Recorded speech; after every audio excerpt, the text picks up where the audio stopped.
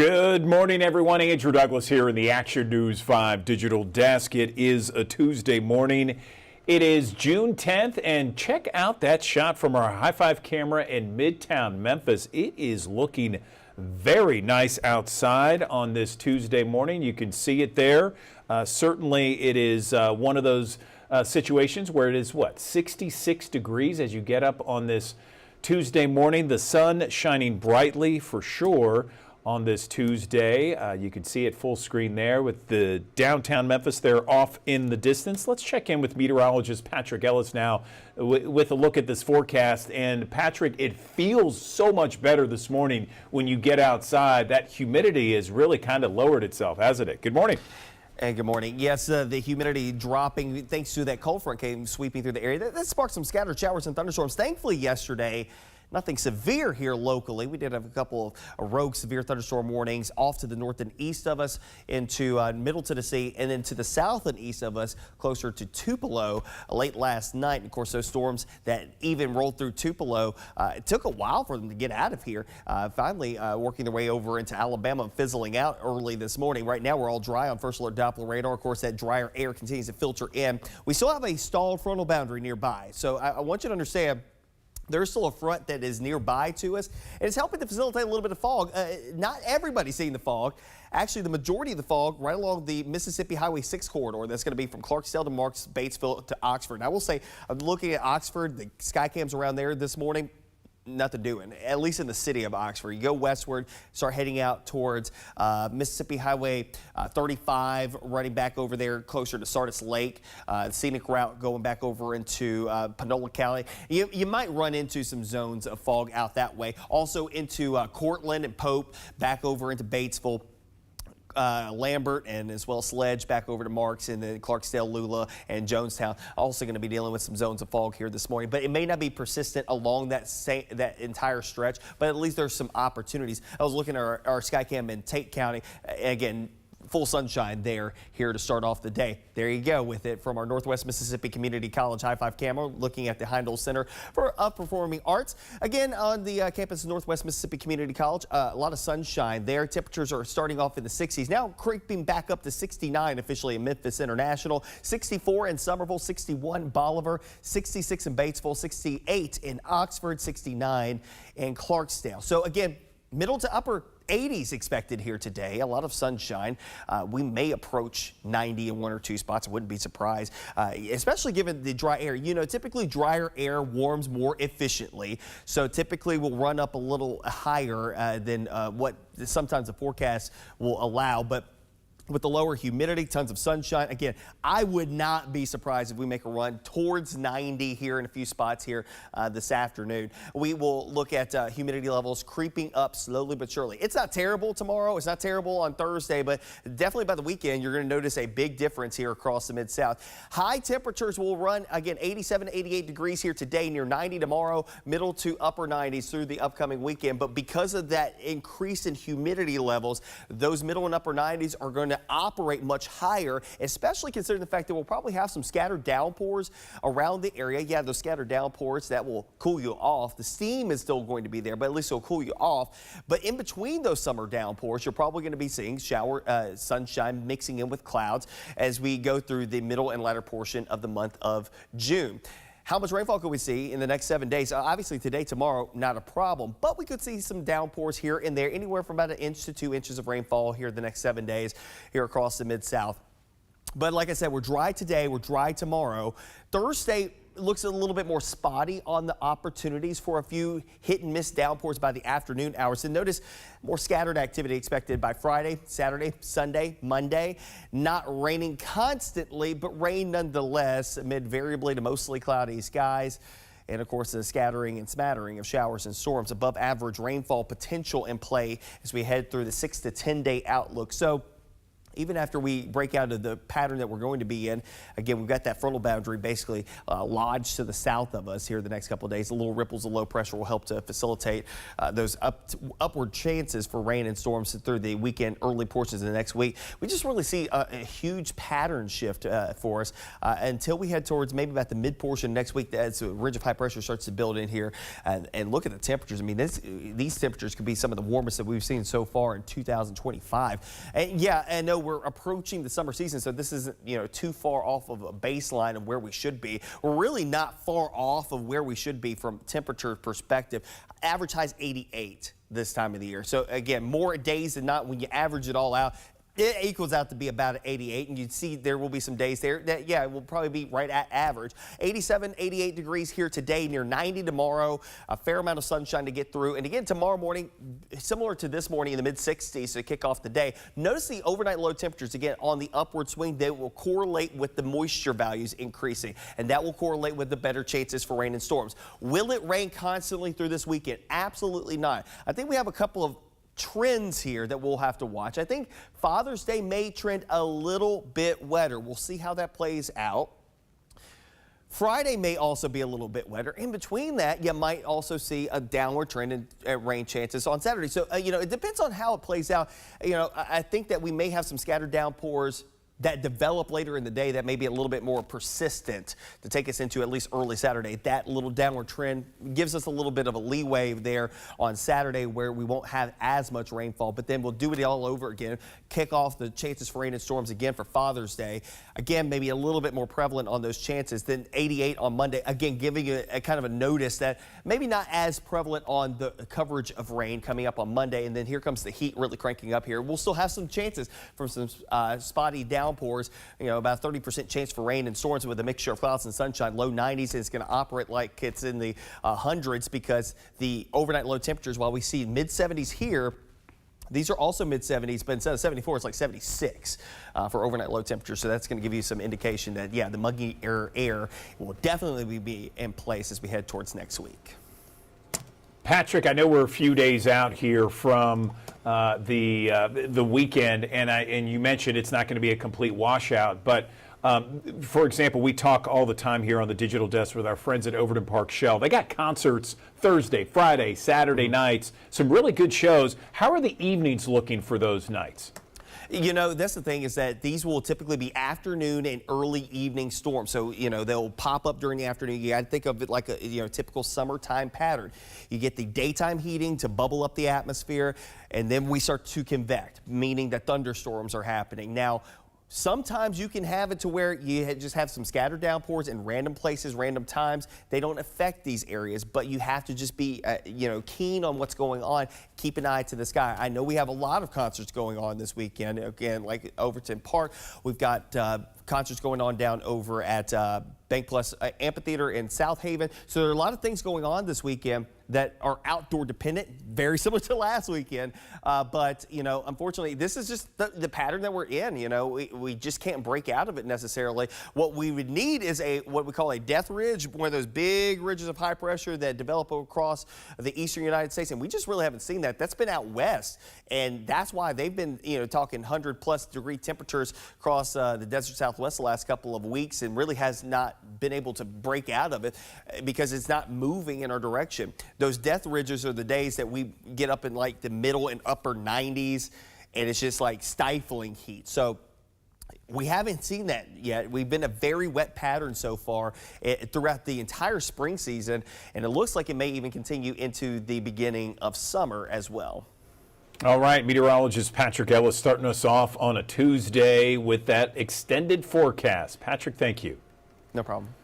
And as we look once again to our high five camera in downtown Memphis, looking nicely there, 69 degrees already at 7:09. Again, feeling much better as you step outside. We'll be talking more about the forecast all morning long on the Action News 5 digital desk.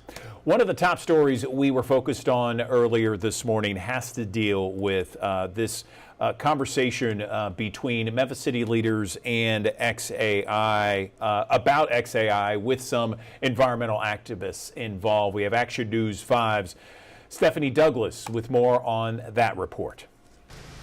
Well, the transparency over xAI's supercomputer expansion is a major point of contention. That's why local leaders are expected to meet with Mayor Paul Young later this morning to discuss ongoing questions. Now, today's meeting follows Monday's joint press conference with NAACP chapters and Sierra clubs from Tennessee and Mississippi, along with members of the faith community about their push against installing new methane gas turbines at xAI's second site in Whitehaven. Among those meeting with the mayor are State Representative Justin J. Pearson and G.A. Hardaway, along with other members of the Tennessee State Delegation. They hope to highlight important points, address public health and environmental concerns, and emphasize the need for community engagement in decisions affecting air quality and equity in Memphis. Last week, the Southern Environmental Law Center filed a petition with the EPA to better examine the Mid-South ozone or smog levels. Those leaders are expected to bring details from those conversations later this morning, which we'll bring to you on ActionNews5.com. Reporting, I'm Stephanie Douglas, Action News 5.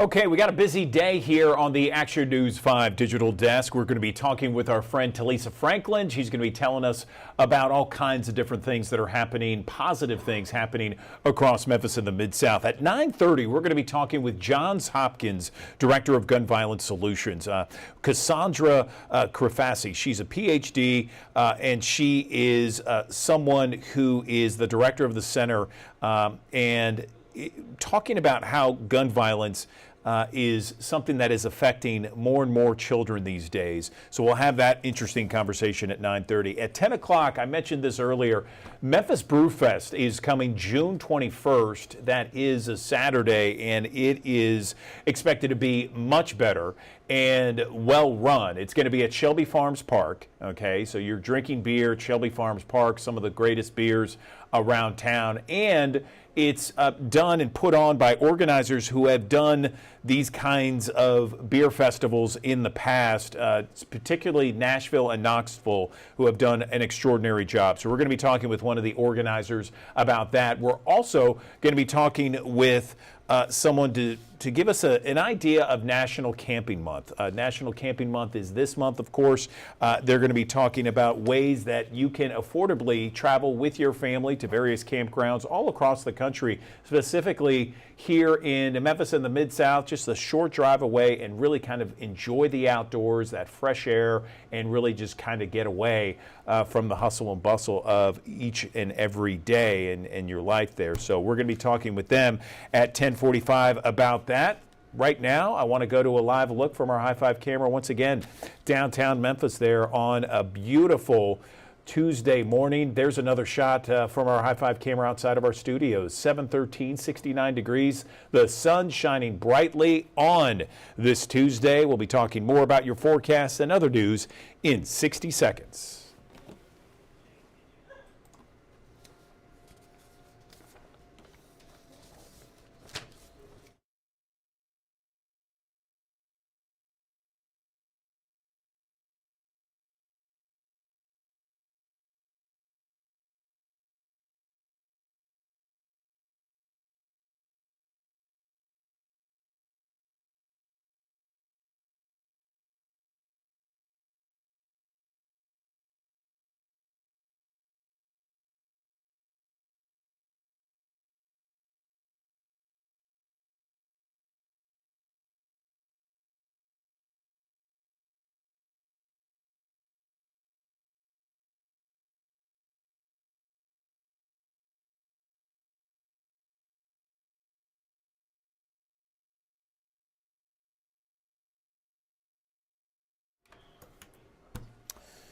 Good morning. Welcome back to the Action News 5 digital desk. We always love celebrating Memphians that are doing amazing things every.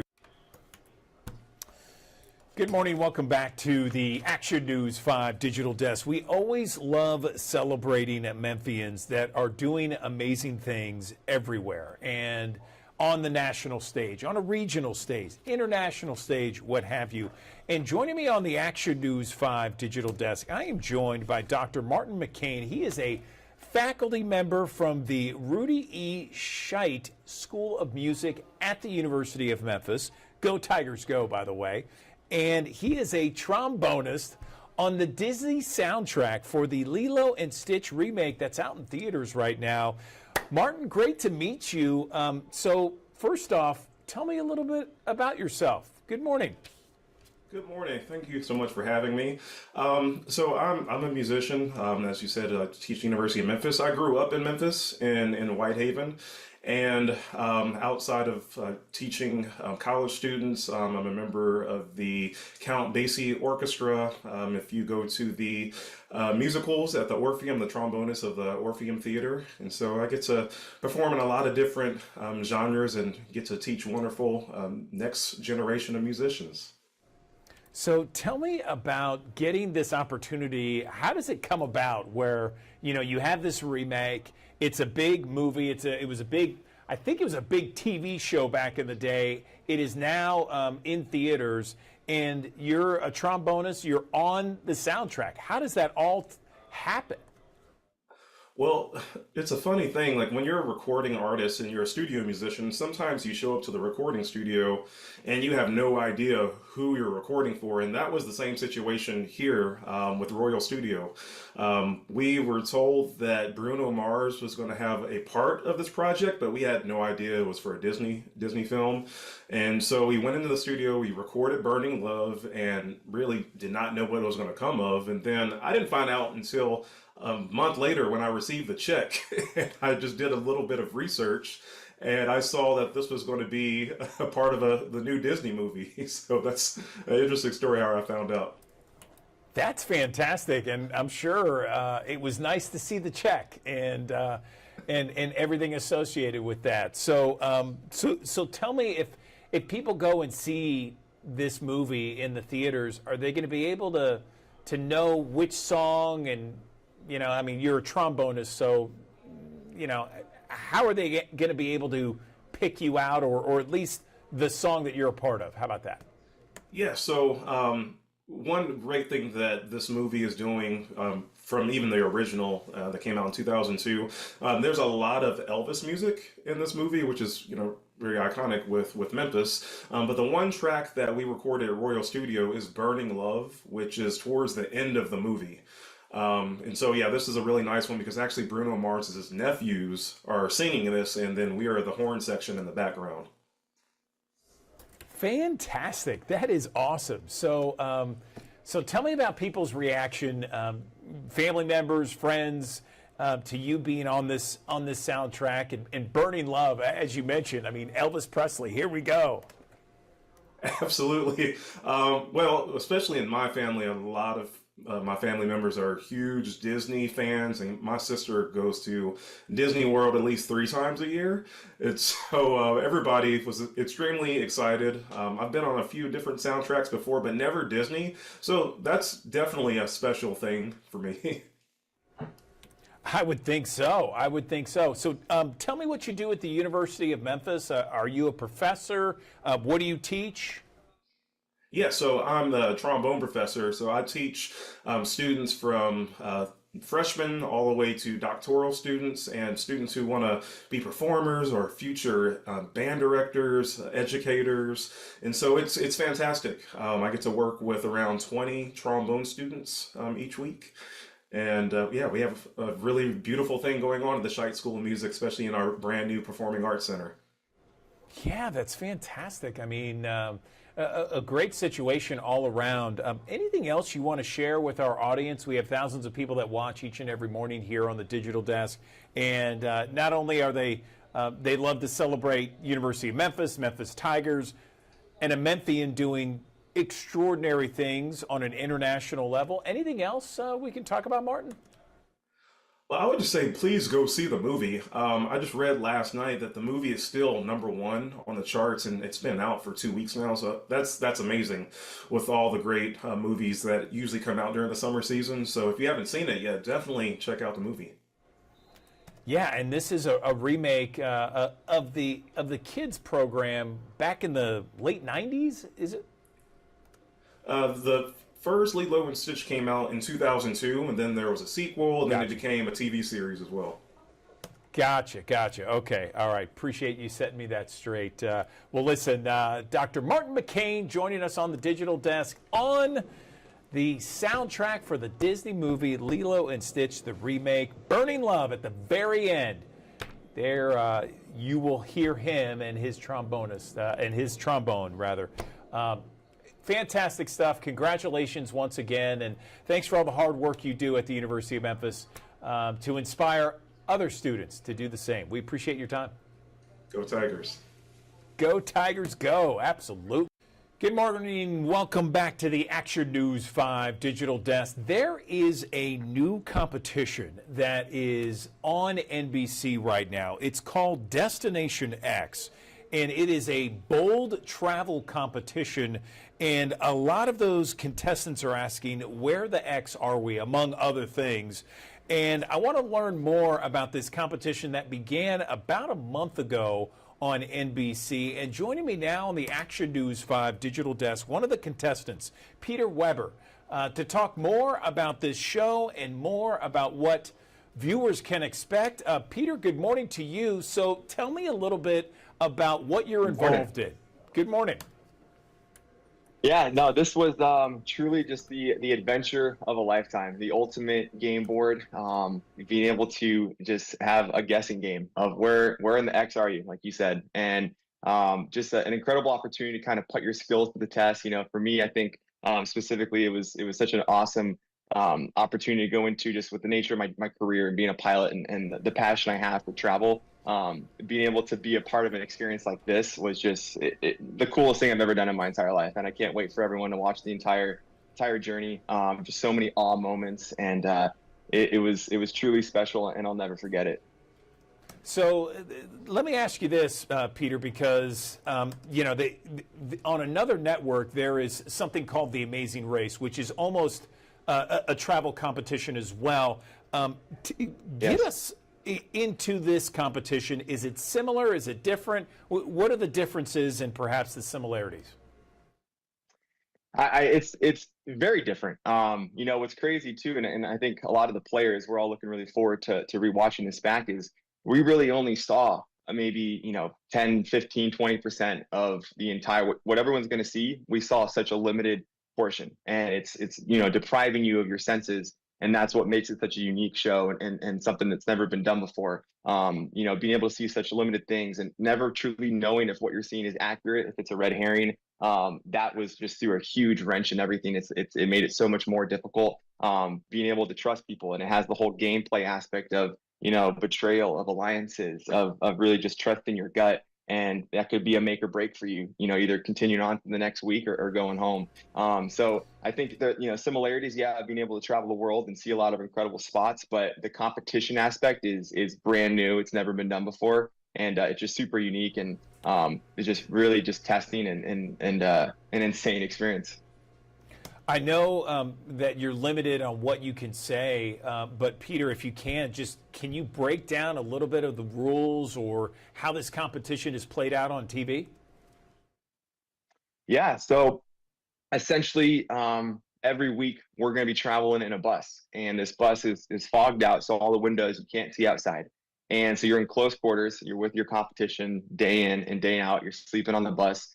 And every city you get to, you're going to be partaking in certain challenges. And these challenges, if you win them, are going to be huge because they're going to offer you information and give you clues to understand possibly where you are. But again, those clues may not always be accurate. And so that's part of the fun of the game, is trying to really decipher what is true, what's not. The alliance building is huge in this game. And, you know, you try to, at the end of every single week, you're going to be placing your X. You go to the map room if you're selected to go to the map room. And the person that has their X furthest away from the correct location of where you actually are in the world at that point, unfortunately gets sent home. And you try to make it to the very end for, you know, a shot at the grand prize and the title.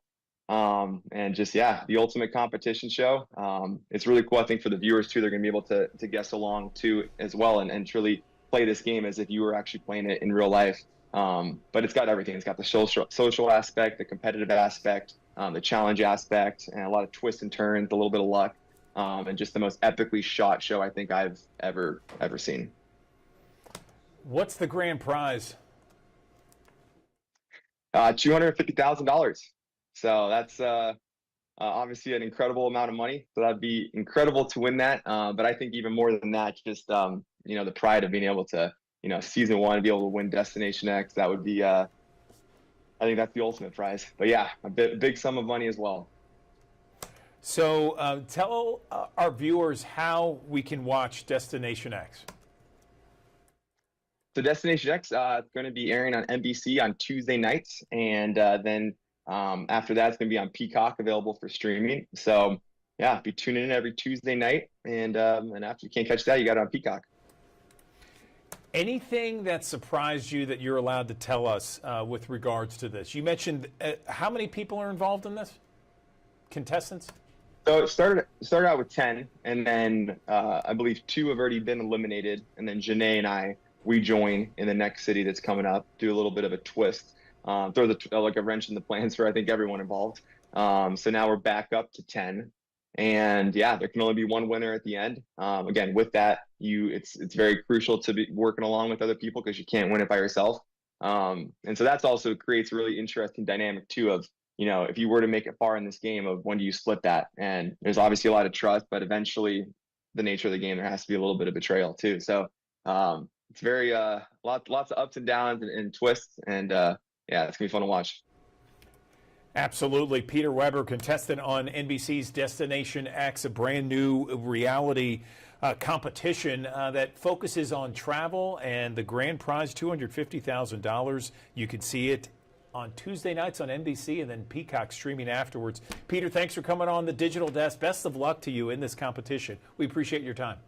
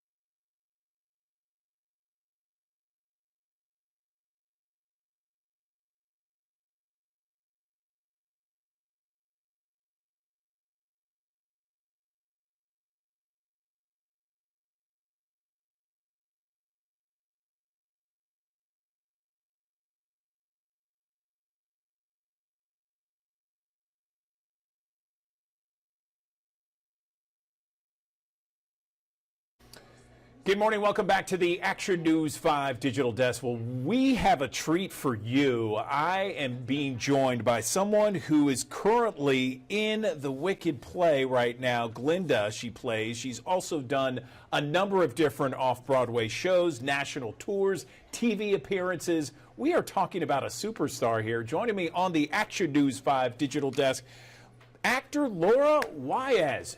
On the Digital Desk, talking about a show that's coming to the Orpheum Theater where she is going to be the main event. Laura, good morning to you. How are things? I'm doing well. Thanks for having me. Yeah, I'm excited. Can't wait to be there. We can't wait to have you. So first off, tell us a little bit about yourself. You have this incredible storied career here where you've, done this great magical tour here. You've been on Broadway currently, you're off Broadway, you did TV shows, all kinds of appearances. Tell us a little bit about your background, where are you from, how you got started. Sure, yeah. I'm originally from the Hartford, Connecticut area. And I always just sort of secretly loved singing and dancing. I was sort of shy though. And in high school, I joined the chorus and I was like, oh my gosh, this is amazing. And I decided to go to college. I went to college in Winchester, Virginia at Shenandoah University. And then kind of right out of school, I started touring and I toured for a while and just kept building my resume and meeting people and doing off-Broadway shows. And And it's just been a wonderful, diverse. You sort of piecemeal everything together, right? You'll do a concert. I've done symphony orchestras. I've toured with Kenny Rogers, which was amazing. I'm currently in Kimberly Akimbo touring again. I've done Broadway, off Broadway, some film. Just it's all just a very crafted career, which I like. It's always different, always changing. You have to be able to adapt and pivot to certain things. So yeah, it's definitely a lifestyle for sure. That sounds amazing. I love it. I love hearing about it. You know, it gives all of us people who are, especially we have thousands of people who watch, aspiring actors and actresses, the hope of just, making it big. And certainly you've done this. I want to talk a little bit about what's bringing you here to Memphis at the Orpheum in downtown. Kimberly Akimbo, tell me about that story and how you got involved. Yeah, well, first of all, I'm so excited to come to Memphis.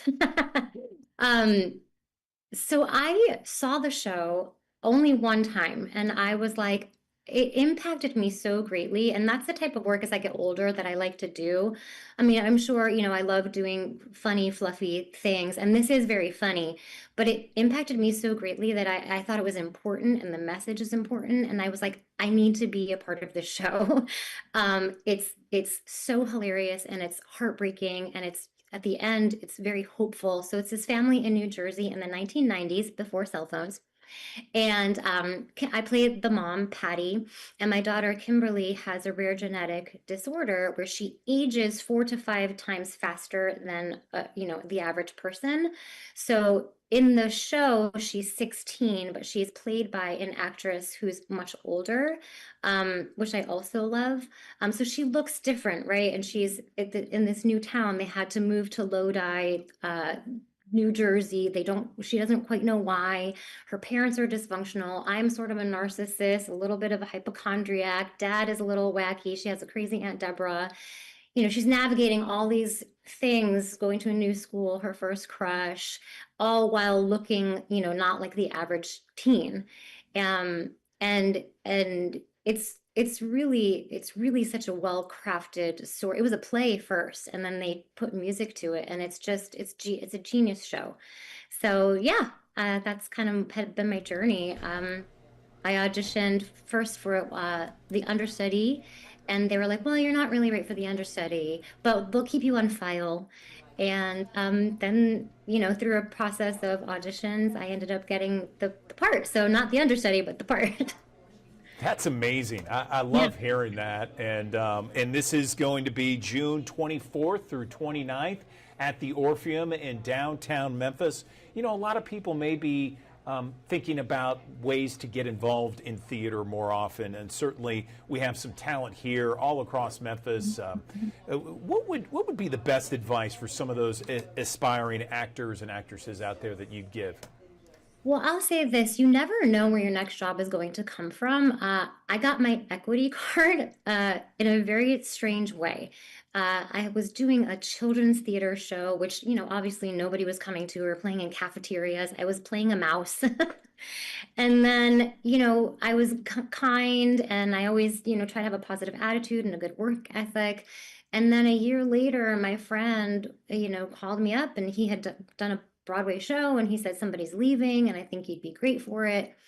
And he passed my name along to the director. I didn't have an agent, and well, lo and behold, I ended up getting it. So you never know where your next job is going to come from. So I guess my point is, just keep working however you can and have a good attitude and be kind to the people that you work with, because you may not be even the most talented person, but if you're great to work with, people will want to work with you. And then they'll recommend you for this thing, and then that'll snowball to the next thing. And that's kind of how these things happen. So just, keep doing it, no matter how big or small it is. If you love it, I think good things will happen if you stay with it.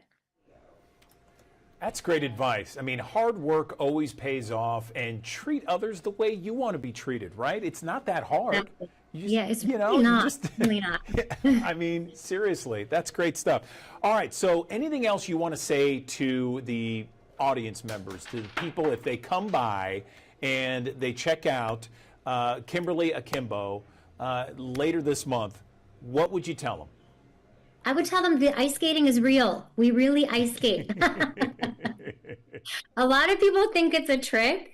Even when I saw it on Broadway, I said, "Oh, those are little wheels," but they're not. And I didn't know until I had my costume fitting. They said, "Oh, we need to fit you for ice skates, and you have to have ice skate practice." And I was like, "What?" So we're really ice skating, first of all, which I think is just a phenomenal, thing to be able to do on a Broadway stage. And yeah, just come with an open heart and ready for a good time, and maybe bring some tissues. There are some parts that will get you, but it's at the end of the show. It's like you just leave with this hopeful message. Do the thing, call the person, say what's on your mind, take the vacation. It's a very like empowering human story. So hope you enjoy it. Awesome. Laura Wyaz joining us on the Action News 5 Digital Desk. Congratulations on such a successful career and what you're doing. Thank you for the advice for all of those aspiring actors and actresses out there across Memphis and the Mid-South. And good luck on this tour. And Kimberly Akimbo, June 24th through the 29th at the Orpheum. We appreciate your time, Laura. Thank you. Thank you.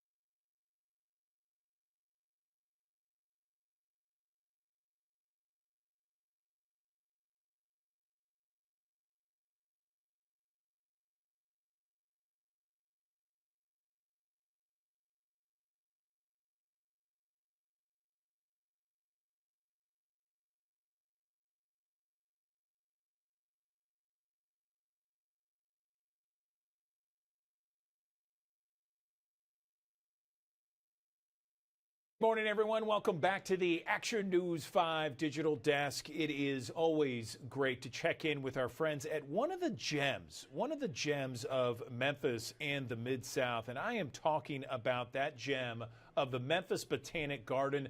I'm joined right now by Carly Zamora. She is someone who always is in the know when it comes to Memphis Botanic Garden and the various events that happen throughout the year. Such a gorgeous day to be out in the 96 acres at Memphis Botanic Garden. Carly, good morning to you. I know you got some great events headed our way. How are you? Absolutely. Good morning. I mean, how can you not be fabulous on a morning like this kind of weather? It has been exactly what we've been asking for. Nice, warm, but not too hot. A little bit of humidity, but not crazy. It is the absolute perfect time to come visit us. I agree. I totally agree there, and I understand that you have some events coming up where people can kind of learn a little bit about what is this called? A flower happy hour at the garden? Tell me more. Yeah, absolutely. We are so excited. For our second year, we are bringing back Flower Happy Hour. It is a series where you can either purchase one event day, you can purchase all four if you'd like for a bundle price. But this event is kind of like a class where you're going to come in. It is all 21 plus. You can BYOB, bring your own snacks, bring your own friends, bring everyone you want to this event. And you're going to come in, sit around, and you're going to learn about flowers and how to arrange them from some of the best florists in the Mid-South, people that we are so thankful to have. We actually have some repeats from last year as well, but this is essentially like learning how to make your own bouquets with all the supplies provided.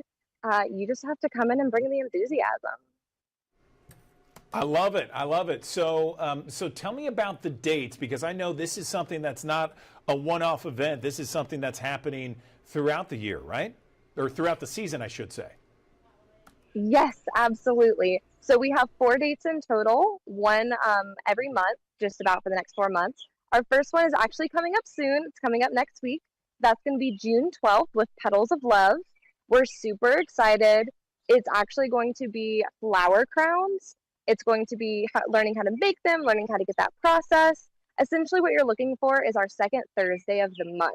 So just keep in mind, second Thursday of the month, and that's what we'll be having our dates as. We also have July 10th. We have Snapdragon Floral. Snapdragon is going to be using some flower frogs. If you've never heard that term before, this is going to be a great class to learn what a flower frog is. August 14th, we also have John Mark. John Mark, somebody that we had last year that we absolutely loved and invited back, and he so graciously is coming to work with us. And our last date is going to be September 11th, and that's going to be La Fleur with Kevin Cobble. Kevin actually is close to the garden, and he did it with us last year as well. And all 4 of our florists we are super excited to have. This event for us last year was actually a sellout date for all of our dates, and it sold out pretty quickly. So if you don't have your tickets yet, make sure you go and grab them.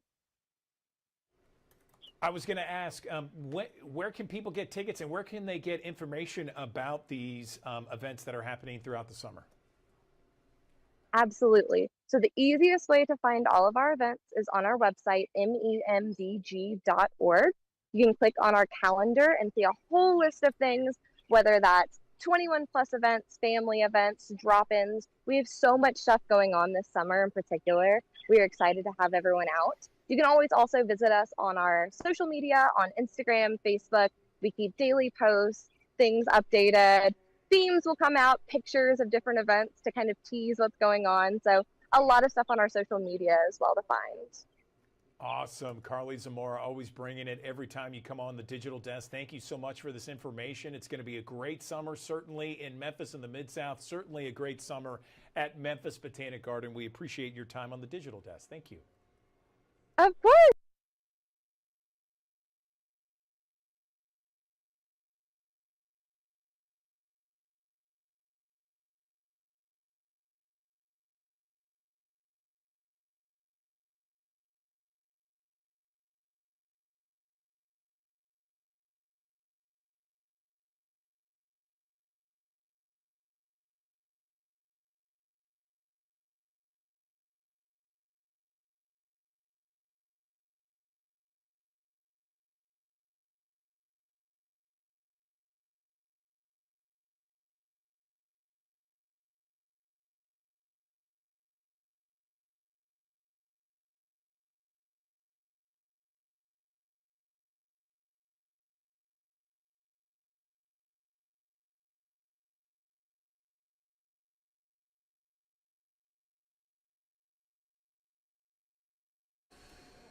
Good morning. Welcome back to the Action News 5 Digital Desk. Well, the Daily Memphian has a brand new reporter, but she's not new to us. We are talking with our friend Ellen Chamberlain, joining us on the Action News 5 Digital Desk. Now a food reporter with the Daily Memphian. Ellen, it's been a minute. How are you doing? Hi, Andrew. It has been a minute. I'm so happy to see you again. I felt like, should I do a reveal, like I'm new or something? But it's great to be back. You're absolutely right. I am still covering all of the amazing food here in the city now at the Daily Memphian, of course, dailymemphian.com, or if you downloaded the app to your smartphone, you can catch our stories every single day. So I'd love to tell you a little bit about what I've got going on there since I've actually ran away to Detroit to go see my family for a couple of weeks. But then since I came back to Memphis and got to get re-immersed into the food scene. Yeah, like you've been in Memphis, not a year yet, but you're close, right? I am close. It'll be celebrate my 1-year anniversary in August. Awesome. Okay, so well, we're going to look forward to celebrating that with you, and I'm sure some great food as well. So let's talk about some of the things that you got going on at the Daily Memphian as the food reporter there. Absolutely. Thank you. Well, the first thing is I will be sending over a link because I'm sure some folks don't know who I am, and that's absolutely fine. I did a little introductory story over at the Daily Memphian just so folks can learn a little bit about me. If you heard just now, I am from Detroit. I've lived all over. I've absorbed food from all over, a ghostwriter and broadcast journalist. So I've been able to write several cookbooks, and somehow I managed to make my way to one of the best food cities in these United States. So I'm very excited to be here with you. This week over at the Daily Memphian, we are talking about Food Files. That's a weekly staple that we publish over there. This week we are talking about Bar Limina. It's over there in the Edge District. They had a really cool campaign to fundraise and open. They are open now. Bar Limina is open and ready to accept folks. I would recommend a reservation online, but of course you can always just pop in. Sophia Surrett is also letting us know about some business changes happening over at Grime City Brewing. And they're actually not the only brewery in town that is kind of changing the way that they are making their wholesale products available, or in this case, unavailable. That's usually something to do with distributors and other things in town, but that's not to say that you can't still get your favorite beers from Grime City Brewing. That is a wholesale decision that was made on their behalf. For details, check out Food Files. Then we also had a really sweet and inspiring story, double entendre, because it's about a local candy maker. Now, if you're like me, you live for all things caramel. I love it. I love it, and especially when it's handmade, homemade. And there is a man right here in Shelby County, Jared Smith, who has been making candy through Shotwell Candy Company. I'm not sure if you're familiar, but he's, like many of us over these last few years, especially since COVID, business has taken a little bit of a hit. Demands are different these days. So we've got a really beautiful story about why he got into this business in the first place, what makes it so important for him, especially after all of these years, to still be in the kitchen making these candies by hand. That thermometer is inside his copper pots. So we learn more about him and his journey. The candies are made here locally, but they're available everywhere. So if you'd love to, maybe send a sweet package to someone you love who's not in Memphis anymore, consider that. And then honestly, I think the most fun story that came out this week, it's so funny to me, is All Day Breakfast is back at the Barksdale. Are you aware of this yet, Andrew? I am now. It's the funniest thing to me. So if you're not familiar, the Barksdale has been a staple on the Memphis restaurant scene for many, many years, honestly, for decades. There was a small kitchen fire. It did close for a bit. The good folks over from Bain Barbecue bought it and renovated it back to its former glory. It doesn't look all brand new, newfangled. It's the same Barksdale if you're used to going there. I remember visiting many, many years ago when my sister lived in Memphis. So the great thing about the Barksdale was that you could get breakfast there all day long. This is way before McDonald's came up with the idea and then abandoned it, right? So since the Barksdale has reopened, they started with a soft launch and then they opened to the general public. They got their breakfast menu and then their lunch menu. And it just took one Instagram user to go stand outside the restaurant with his sign saying, "Bring back all day breakfast." And you can't tell me that one man can't make a difference in this world. Because of that one person protest and a little bit of social media fodder too, all day breakfast is now back at the Barksdale. So don't feel the need to rush to get there first thing in the morning when they open, unless you're concerned about grabbing a seat, because it is still a very popular space. But no matter what time you get there, eggs are available to you at the Barksdale. So I thought that was spectacular. And now I'm wondering how many other one-person protests are going to pop up around the city to make these changes that folks want to see from their favorite restaurants. I love it. I love it. That's almost like, it's watching democracy in action there. You got one protest making the difference. I love one final thing before we let you go, Ellen. You're coming up on your year anniversary here in Memphis, and you said that you used to visit Memphis from time to time when you were younger. What has surprised you the most while being here? You're from Detroit, now you're in Memphis. You've been here almost a year. What surprised you the most? Okay, the weather has surprised me very, very much. I was not ready for the wide range of weather that happens here in Memphis, and the people surprised me a lot. I think that when I used to visit the city, I was very insulated, a tourist, and I'd hang out with my sister and a few of her friends, and that would be it. I told Denny Riley over at the Majestic, we used to post up and park at her tables every Sunday, but I didn't speak to Memphians. I just talked to my sister, and that was about it. And then I got here. And boy, Memphis should be the poster child for Southern charm. everybody here, and shouts out to Mississippi. We love you too. Everybody here is so kind and so welcoming and ready to share information. And you just don't get that in other parts of our country. And I love America, but Memphis reflects the best of it. And I'm really happy to be here. No question about it. That's well said, well put. I always tell people, you know, Memphis will give you that hug, and they're waiting for a hug back. And if you hug back, you're good, you know? So, yeah. Well, listen, Ellen Chamberlain, we are hugging you virtually here on the Action News 5 Digital Desk. Glad to have you, no matter where you are. Commercial Appeal, Daily Memphian, glad to have you in the Daily Memphian, and always look forward to your reports here on the Digital Desk. Thank you. A pleasure, Andrew. Have a beautiful weekend. Okay, you do the same.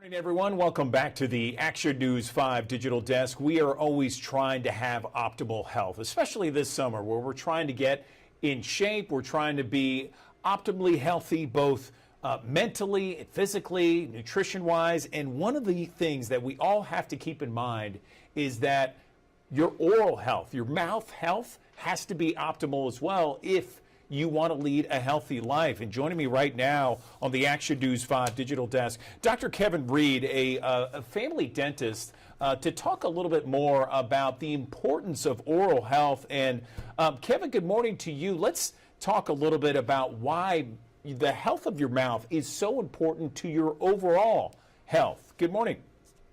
Yes, Andrew, thank you. Listen, we all know about how important it is to have our teeth, right? We love our smiles. But what they've come up with in the last 10 to 15 years is the link between your teeth, your gums, and the blood supply that's going to your oral cavities and the rest of your body. And what we know, what they've proven, is that periodontal disease, which is over 70% of America after, of the world really, after 40 has periodontal disease. We know periodontal disease is a causal agent, a causal factor of some pretty serious systemic problems such as heart disease, diabetes, stroke, the potential for strokes, Alzheimer's even, and preterm labor. That's just to name a few. Yeah, there's no question that that kind of situation where you do not take care of your mouth and your body overall suffers. There's no question about it. So let's talk about some fundamental ways, Kevin, because we have thousands of people who watch us each and every morning on the Digital Desk. I know that your family practice has been in business now for 75 years. So where can people start to really kind of take care of their health orally when it comes to not only seeing a dentist, of course, but in between those dentist visits? Well, so we don't just blow by that, though. Obviously, quote, seeing the dentist, but coming to a dentist where you get a comprehensive exam, where they are checking the amount of bleeding in your mouth. They're checking for your cavities. And you're getting professional help from the hygienist and the dentist. That is like the number one step. And then they're going to help you tailor your home care, which is going to be brushing. Nowadays, there's some excellent electric brushes. Oral-B makes one, Sonicare makes one. They're fantastic. In addition to the manual brushing, which is when you brush your teeth, what we want you to know is think that you're brushing your gums. If you brush your gums, your teeth will get cleaned. And that is the most important factor in your mouth is the gums, the periodontal, which is gums. And then, of course, obviously people know about flossing. The electric brushes help with that for those that slack a little bit on flossing, but we recommend flossing. And the third adjunct that we recommend is a water pick.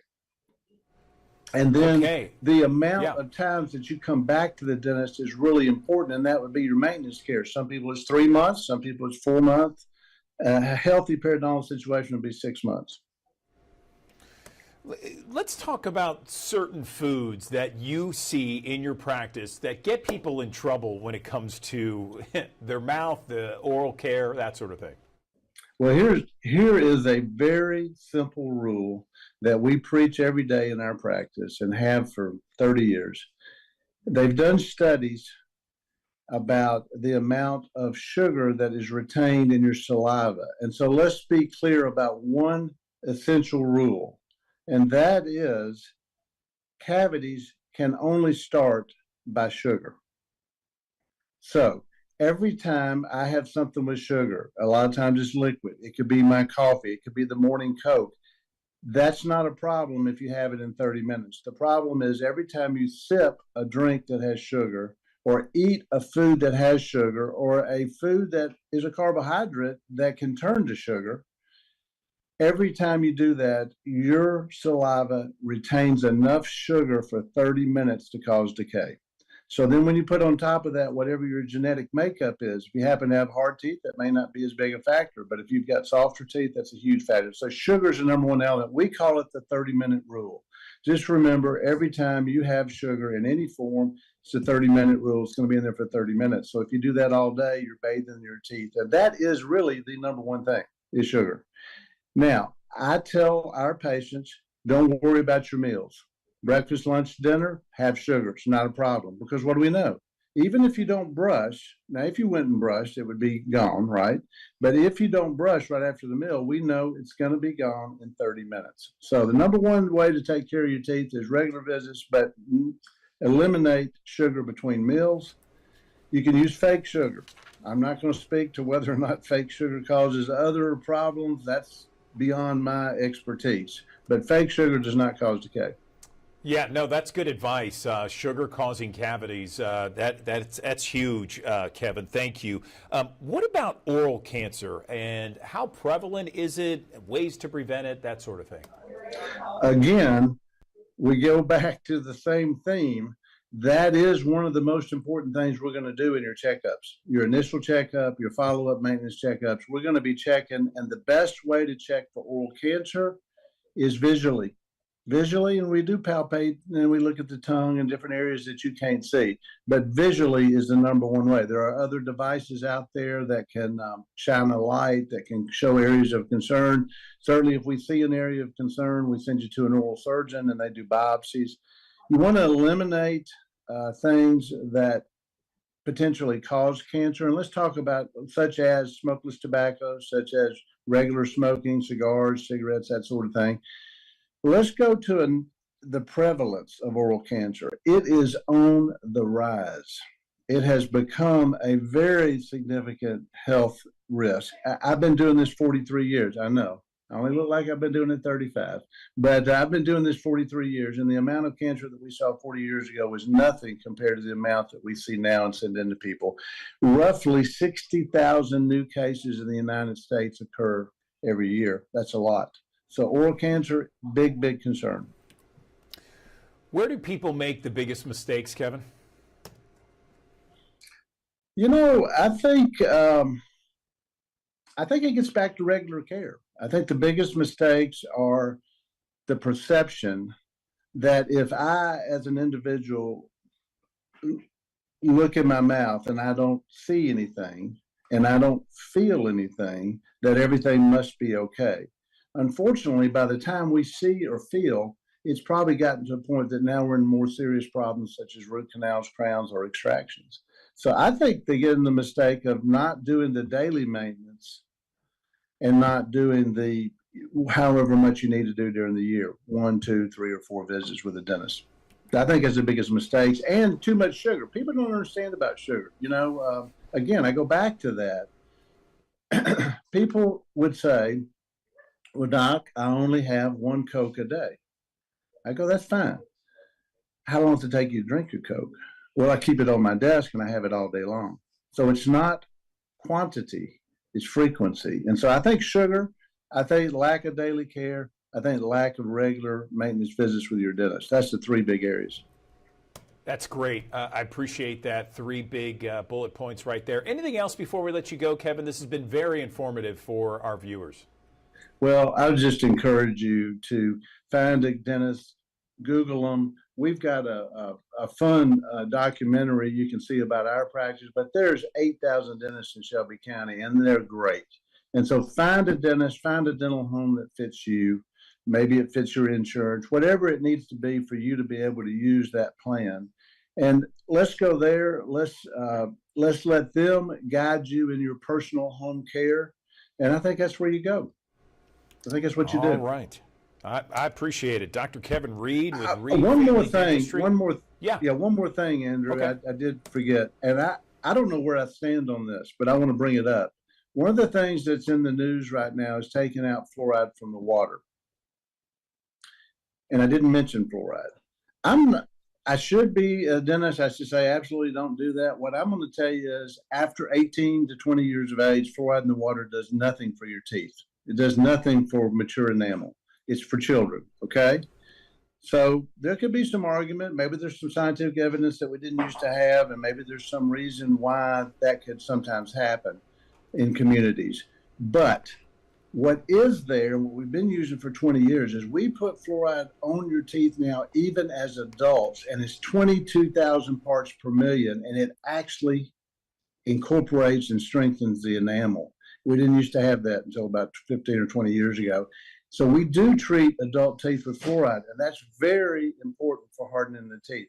In the water, great, very important for children. In the toothpaste, it's really insignificant. 80 to 100 parts per million does nothing really in the toothpaste. So that's important, fluoride.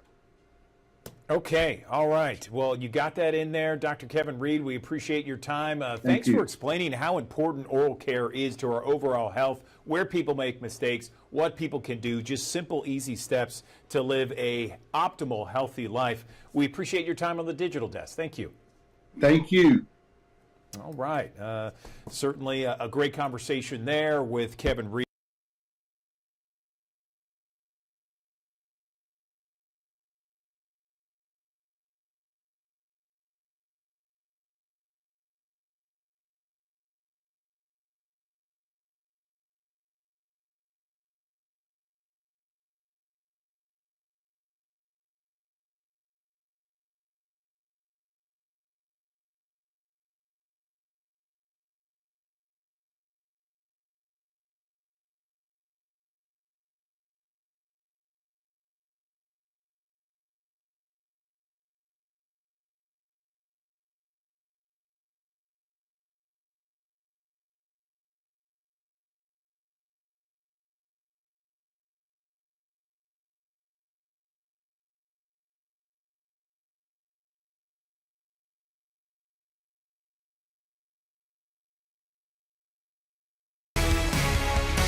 Thanks for joining us here on the Action News 5 Digital Desk here on a Tuesday. Bright sunshine wins out the day. Temperatures warming up into the middle and upper 80s before it's all said and done. I wouldn't be surprised, given the dry air that's in place here today. A light northwesterly wind might be able to eke out 90 one or two spots here, but a ton of sunshine to go around the area. And of course, that humidity level being on the lower end of the spectrum comparatively to where we were just a couple of days ago, including yesterday for that matter.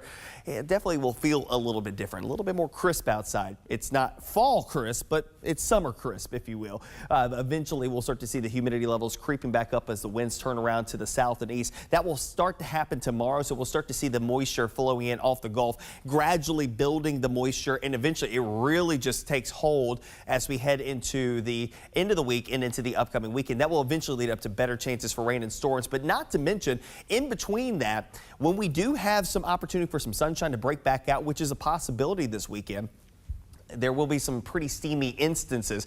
High temperatures today, 87, but it feels like 89. 90 is what it feels like, 93 for tomorrow. Again, we're starting to add the humidity levels a little bit higher. Stay at about 93, but the actual air temperature, 88 by Thursday.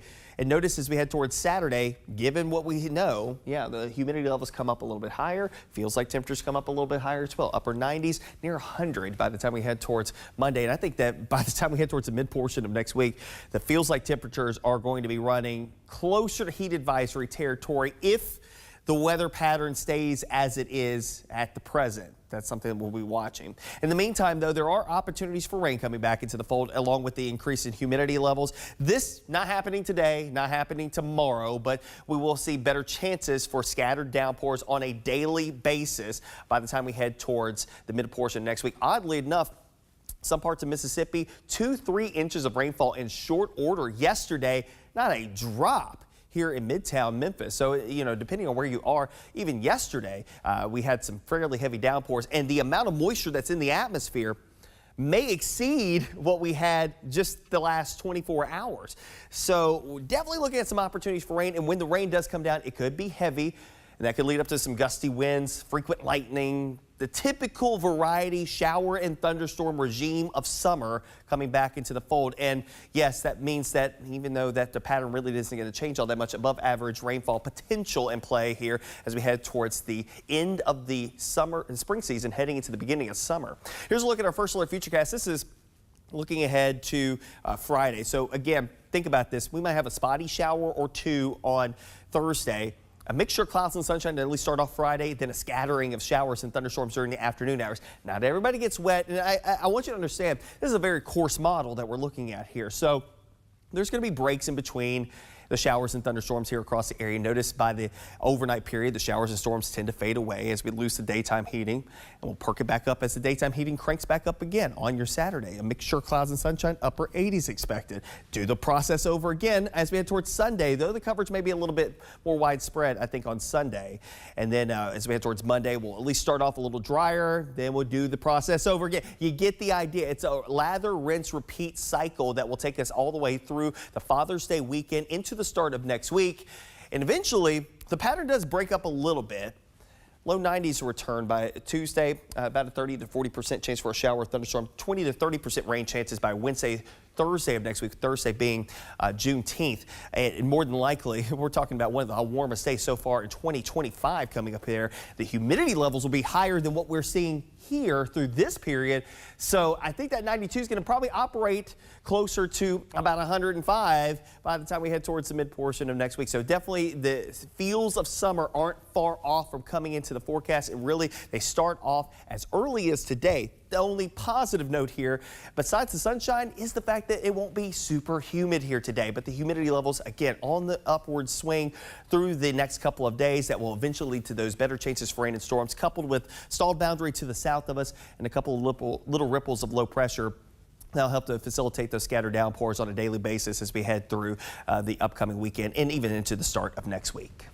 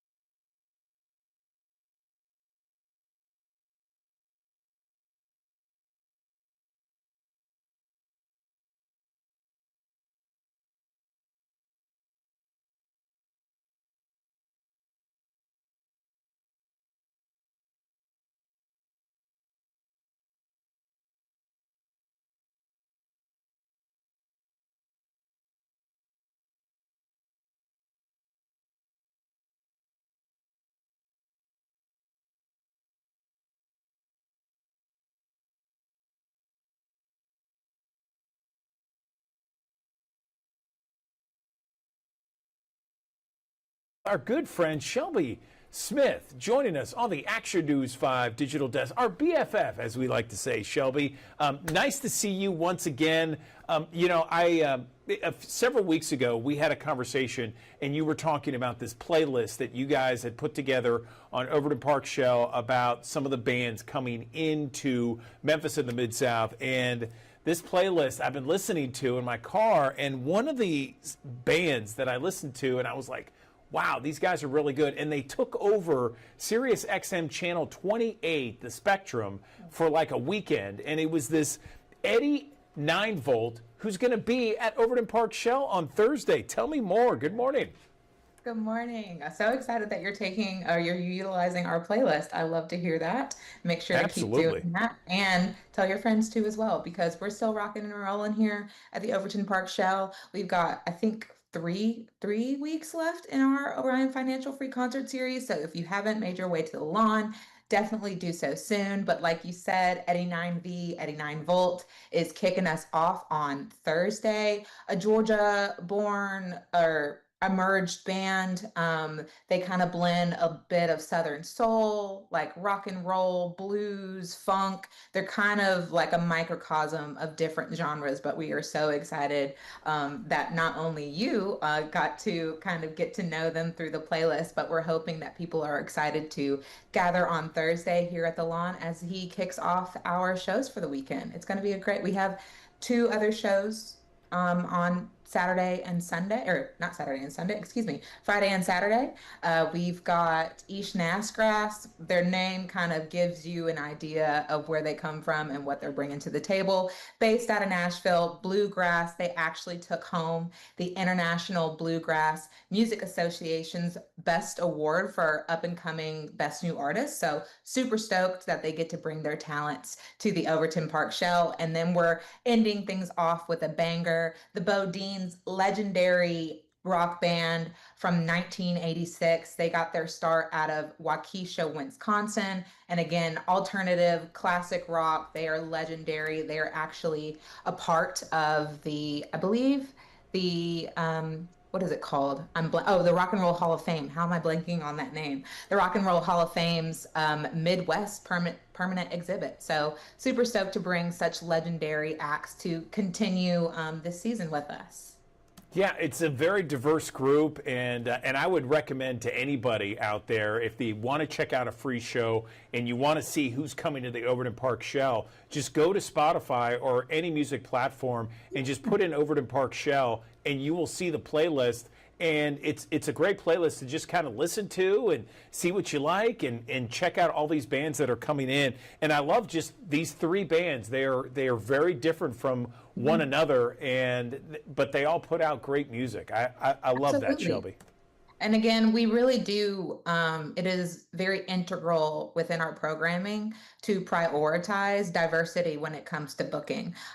So we love that our artists do reflect the different communities that tend to come to our lawn. And all we ask for people or patrons that want to come and experience what we are bringing to the table at the Overton Park Shell is to enter with an open mind. You might not know the genres, you might not know the artist, but guess what? You're gonna leave having a great time because it's a chance for you to fellowship with your fellow Memphians and enjoy some free music while you're at it. No question about it. I love it, and looking forward to it. Anything else you want to mention before we let you go? Like I said, we only have 3 weeks left of our Orion Financial Free Concert Series before we take a break.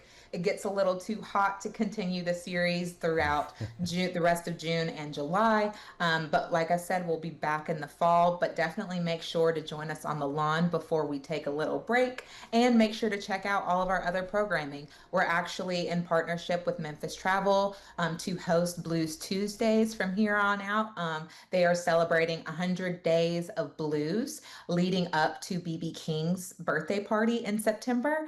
And so come check out our tour. Our blues musicians from past and present, they really do leave a stamp on the legacy that we have at the Overton Park Shell. So throughout that tour, you'll get to know some of the heavy hitters that have joined us on the stage, and you'll get to know the amazing crop of talented artists that have taken the stage throughout history. So we've got plenty for people to enjoy here at the Overton Park Shell, and we're just excited for people to come and join us. So you can check out all this information at overtonparkshell.org, and we hope to see you soon.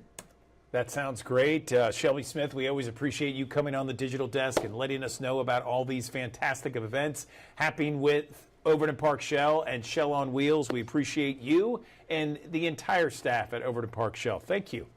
Thank you. See you soon.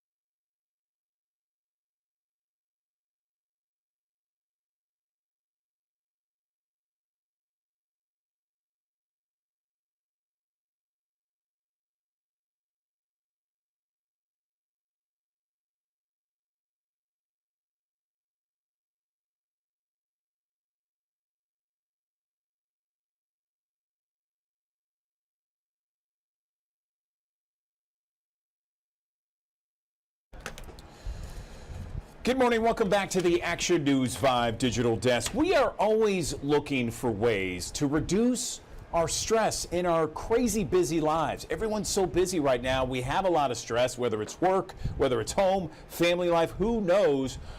We all have it. And practicing mindfulness, well, that's one way to reduce stress. On the Action News 5 Digital Desk, I'm joined right now by Allie Parker. She is a yoga instructor and a studio leader at Lifetime Fitness in Collierville. Allie, so glad you joined us here. So tell me about mindfulness, practicing mindfulness, and how it can help all of us reduce stress in our lives, because we really need to reduce that stress. Good morning. Good morning. And isn't that an understatement? We are all so busy, so stressed, so much going on in our day-to-day lives that it's important to practice mindfulness. And mindfulness for some people immediately calls to mind this picture of meditation, and you just sort of picture like a yogi in a silent room on a cushion, canceling all their thoughts. But mindfulness is something that we can practice every day. It's as simple as being aware of the present moment, noticing your thoughts without judgment, and just carving out time in your day to be in whatever moment that you're in right then and there. Okay, I love it. So for our audience, we have thousands of people who watch each and every morning, Allie. Let's talk about ways that people can just do this wherever they are, whether they're at work, at home, maybe waiting in the doctor's office, what have you. Yeah, absolutely. So one of my favorite things is to pick up something that you do every day. Brushing your teeth, waiting in the school pickup line, something that you're going to do on a recurring basis, and let that be your reminder to practice mindfulness. And mindfulness is as simple as stopping, taking a breath, observing, noticing what's going on, and then proceeding, moving forward with more awareness of the present moment. So one of my favorite things to do is just when I'm sitting at my desk at work is take a moment, kind of drop what I'm doing, notice how my feet feel in my shoes, notice the temperature of the air on my skin, take a moment and take a few deep breaths. Notice how my breath feels traveling in through my nose and how it feels leaving my body. And then just doing a full body scan and noticing what changed after practicing a few moments of mindfulness and awareness. I like that. It seems pretty simple. And tell me about how doing that for a few minutes each and every day, how that can reduce stress. Yeah, absolutely, Andrew. There are so many studies out there and more coming out each and every day that talk about how mindfulness can actually rewire our brains.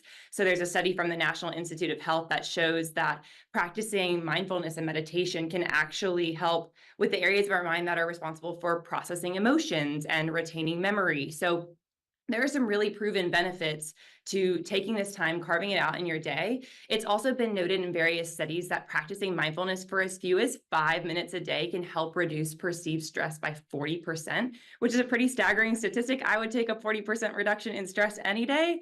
So definitely super simple to take 5 minutes of your day. And fortunately, there are so many resources nowadays to practice, especially with May being Mental Health Awareness Month. There are so many platforms that are offering ways to practice meditation, one of which is the Lifetime digital app. It's free to members and non-members. I just did mine this morning. I love to do it when I'm waiting for school pickup line. It's a great one to just plug in during your day. And like I said, it's just 5 minutes. Some of them are moving meditations where we're getting you moving with your breath. Some are more still where you can practice them seated in a waiting room, like you mentioned, and you're just noticing your breath work and tapping into your physical body. So lots of different variations that you can take. Also, some of my favorites are walking meditations. I know the weather's finally getting nice enough to get back outside and walk. So put on a walking meditation from the Lifetime digital app next time you go and let me know how it goes. I love everything that you're saying. It sounds fantastic. It sounds great. What about meditation? A lot of people might be intimidated to try it. They think, oh, well, I can't sit still for more than a minute without like thinking about everything, and my mind freaks out and it's going a million miles an hour. How do we get to the point where we can practice meditation, Allie? Yeah, and honestly, the people who are having a mile a minute thoughts or feel like I'm not a good candidate for meditation because I can't sit still, you're the perfect candidate for meditation. So meditation is a practice of noticing. I always tell my students, it's not the absence of thought, it's noticing the thought. So a great analogy that I had a teacher once explain to me is imagine sitting sort of behind a waterfall and let your thoughts just be the water that falls right in front of you. So you're noticing them, you're seeing them, but you're not attaching yourselves to them. Or if you are, you just sort of label it like, okay, I just thought about my grocery list. Let's bring it back to where I am right now. And one of the easiest ways to bring yourself back to the present moment is taking a deep, slow, intentional breath and just saying to yourself, inhale, exhale. And repeating that a few times. And again, it's so natural for all of us when we're practicing meditation, even those of us who practice daily, to have moments where our mind wanders. It's important to give ourselves grace and practice without judgment so that we can call ourselves back to the present moment and say, okay, I went and thought about what I have to do later today. Let me call myself back to where I am right now with my breath. Inhale through my nose, exhale slowly through my mouth, something like that. We can bring you right back. And it's easy to just take a moment, label the thought, and move forward. I love the waterfall. That allegory sounds great. I mean, it's a great analogy, and I'm going to try that after we're done here. Amazing, love it. Yes, absolutely. Final thoughts. I mean, is there a place where people can go online and maybe kind of learn more about this, practicing meditation, mindfulness, reducing stress through these kind of different techniques? Absolutely. As I previously mentioned, the Lifetime digital app is totally free to members and non-members. So if you're not a member of Lifetime, don't feel like you still can't download that app from the App Store, log in. And then within there, we have a challenge going on during May. It's to practice meditation every day, and it's literally just 5 minutes. So once you log into the app, one of the first things that you'll see is that practice for mindfulness. I would encourage you guys to drill into that, check it out. And beyond May, this will be available, again, free to members and non-members for you to check it out. They've got various different types and lengths of meditation. So once you get more comfortable with 5 minutes, you might bump up to 10 minutes on a day that you have a little bit more time and see how your mind reacts to a little bit more space and intentionality in those times.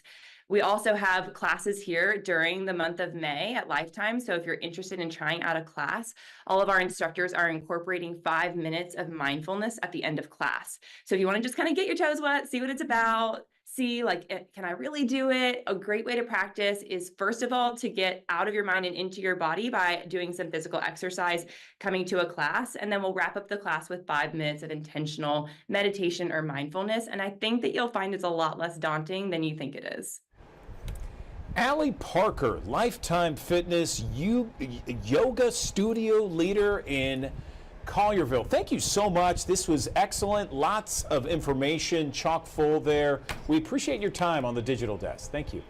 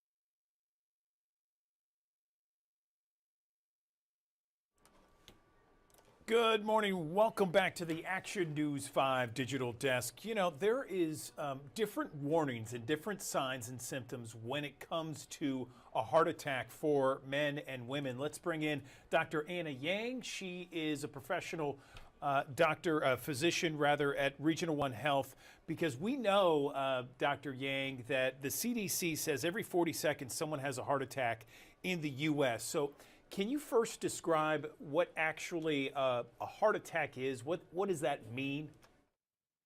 Sure. So thanks again for having me. Heart attacks are very scary things.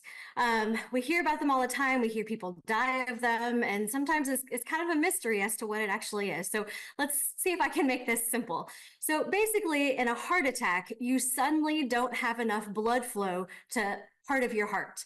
And if that happens for long enough, your heart tissue actually starts to die. And if enough of your heart tissue dies, then your heart may never function normally again.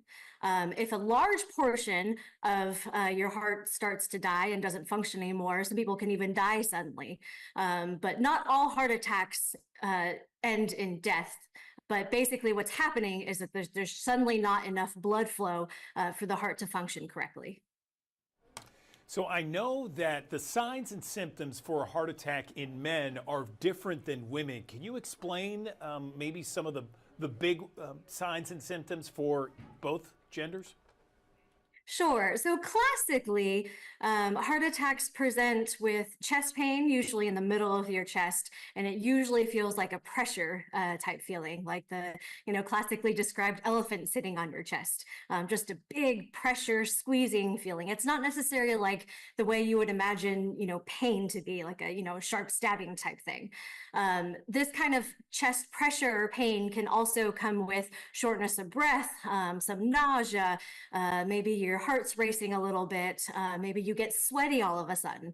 And this chest pain or pressure can also radiate or kind of shoot towards your arm or your jaw or potentially your neck. Now, not everybody, though, has the classic signs of heart attacks. Sometimes heart attacks more commonly in women, or more commonly in people with diabetes, or more common in older people.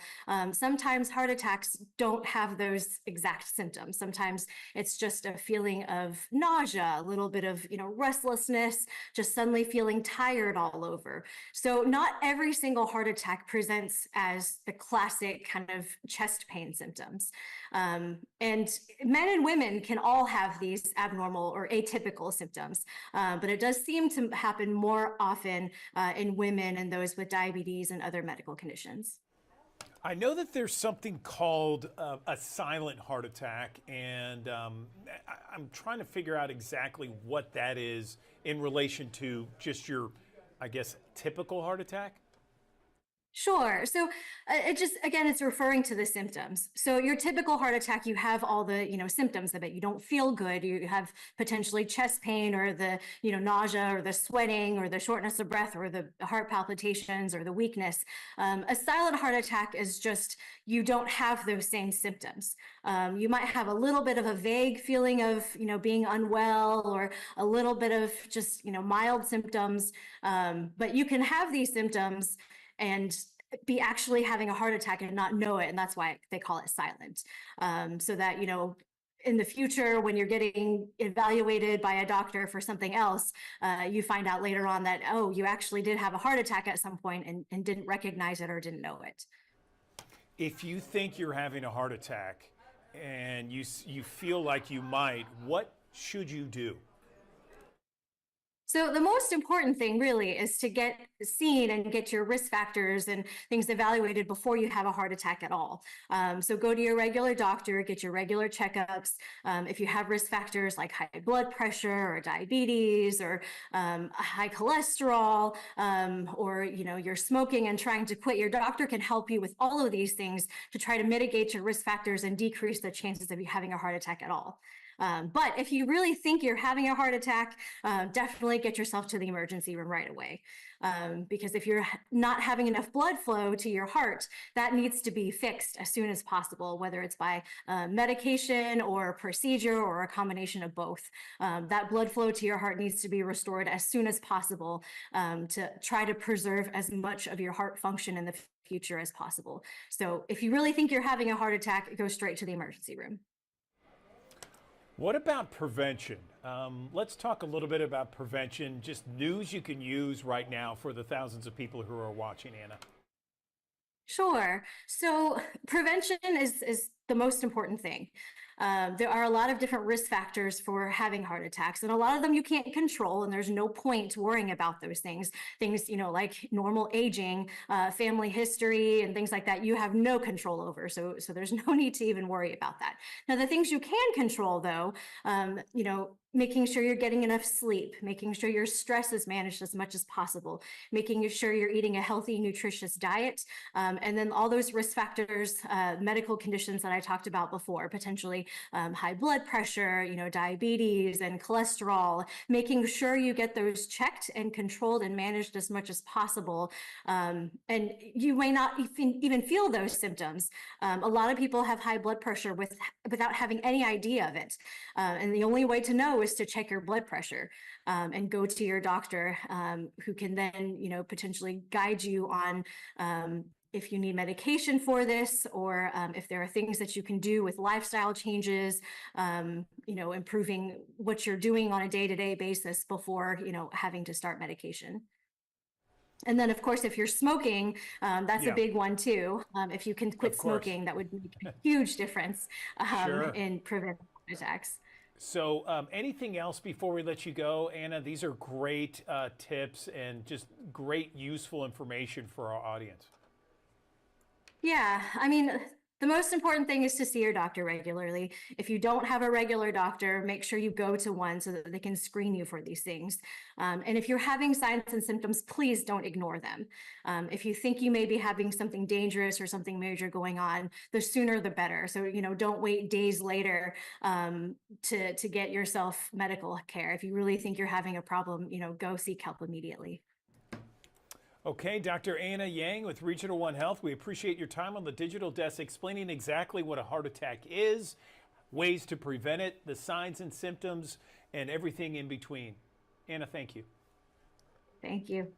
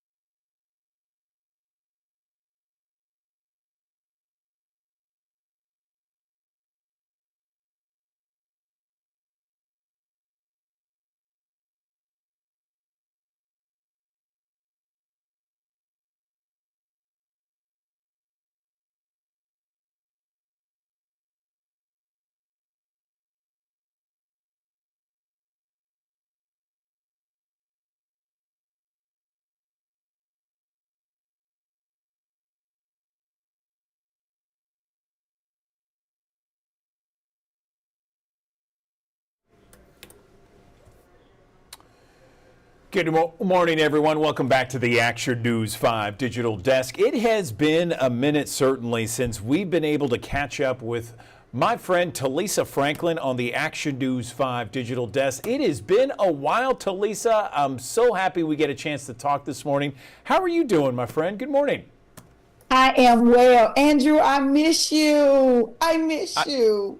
I missed you, too. How are things going so far for you? Good? Everything is well. The festival this weekend, we did a little change up this year, and I'm loving it. The festival was super amazing. God favored us, and things are still happening. So now in Memphis, we have something that's happened the whole month for Juneteenth. Excellent. So, I'm super excited. I'm super energized about this great work. I know you are, and anything that you do, it works out successfully. It's a celebration. It is always a lot of fun, and it's always a good time to be around. So I look forward to, hopefully crossing paths one day again soon. What you got going on this week?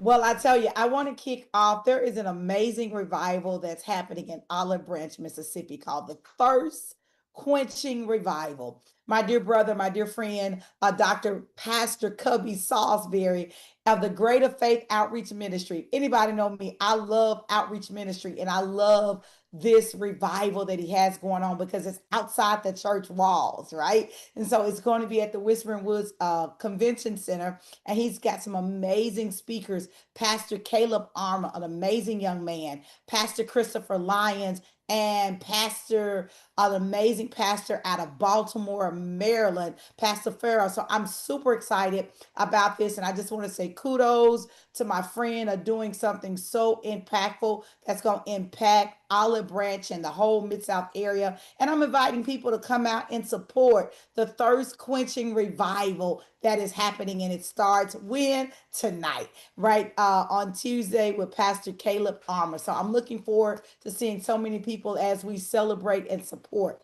an amazing man of God that is doing great things. And just kudos for taking the church outside of the walls into the convention center so everybody feels welcome. So that's why I'm really excited. And then listen, Memphis, let me tell you, this Thursday, we have the amazing Roland Martin will be in the Bluff City. Yeah, I said it. Roland Martin will be in the Bluff City on this Thursday. And I'm super excited that we were able to bring such a notable keynote speaker for our Memphis Juneteenth luncheon. We're celebrating 30 years of celebrating Juneteenth in the city of Memphis. And I just want to send some special love out to our mayor, Mayor Paul Young, and our county mayor, Mayor Lee Harris, for their support. Because without two amazing leaders, some of these things that I do for Juneteenth, we just couldn't do, right? But we have great leadership in our city that supports the work that I do. And so I want to say thank you. But listen, not only will we have Roland Martin as our keynote speaker, but our musical guest is the Brown Four from the American Idol. And so this event is set to sell out. We're expecting we have a few more tables and a few more chairs, seats left. So if you want to be a part of that, all you have to do is go to our website, www.memphisjuneteenth.com, and get your tickets. Roland Martin is in the city of Memphis on this Thursday. And y'all know how he do, right? He's going to give us an impactful word. So definitely get there. Shout out to our sponsor, Score Health and Mid-South Transplant. It's going to happen at the Holiday Inn, University of Memphis. I'm excited. We're celebrating 32 years. Y'all know I'm all about making sure we have the best of the best for Memphis Juneteenth. So make sure you be there on this Thursday. If you don't have your tickets, you know what to do. Click the link and get those tickets. And then, y'all, I want to let you know I am fully supporting the Orange Mound Juneteenth that is happening on this Saturday. I will actually be at the Juneteenth Festival with us doing Juneteenth every weekend in a different community. It allows me to be at every festival now to support and make sure I'm there, because one thing about Memphis, we know how to work together and not apart. So shout out to Latanya Blankenship that leads the Orange Mound Juneteenth. It's going to be amazing because Orange Mound historically is celebrating 135 years. So y'all know it's going to be a time. Come out and join us at the Orange Mound Community Center, 2572 Park Avenue at 11 a.m. to 4 p.m. It's going to be a great time. You have any information, text up on the flyer. But listen, I'm excited to support the Orange Mound Juneteenth. And one thing, Andrew, that me and Mary Young, we talked about, many people say, oh, what is there to do? Well, one thing we can say now in the month of June, there's Juneteenth is June. So every single month, every single week, there is something happening in Memphis for Juneteenth. And that's what it's all about. I'm excited about it. And so, y'all, if you want to always know what's going on in Memphis for Juneteenth, you can always go to the official website at memphisjuneteenth.com and get all the information. So I'm super excited about all things Memphis and the Mid-South that's happening this week, Andrew. I'm super excited. I know you are. And, you know, you were mentioning how you got the support from the mayor and others. We should all support you and your various events that are upcoming. They're positive, they're uplifting, they help people, and certainly it's a celebration. So, Talisa, thanks for coming on the Digital Desk each and every week and telling us about these events. Thank you. Love y'all. Love you too. All right. Take care of yourself, Talisa. Great to see you as always. All right, another live look from our High Five camera as we go to break here. Beautiful shot from downtown Memphis, 73 degrees, 8:38 is the time. Let's talk about your forecast in 1 minute.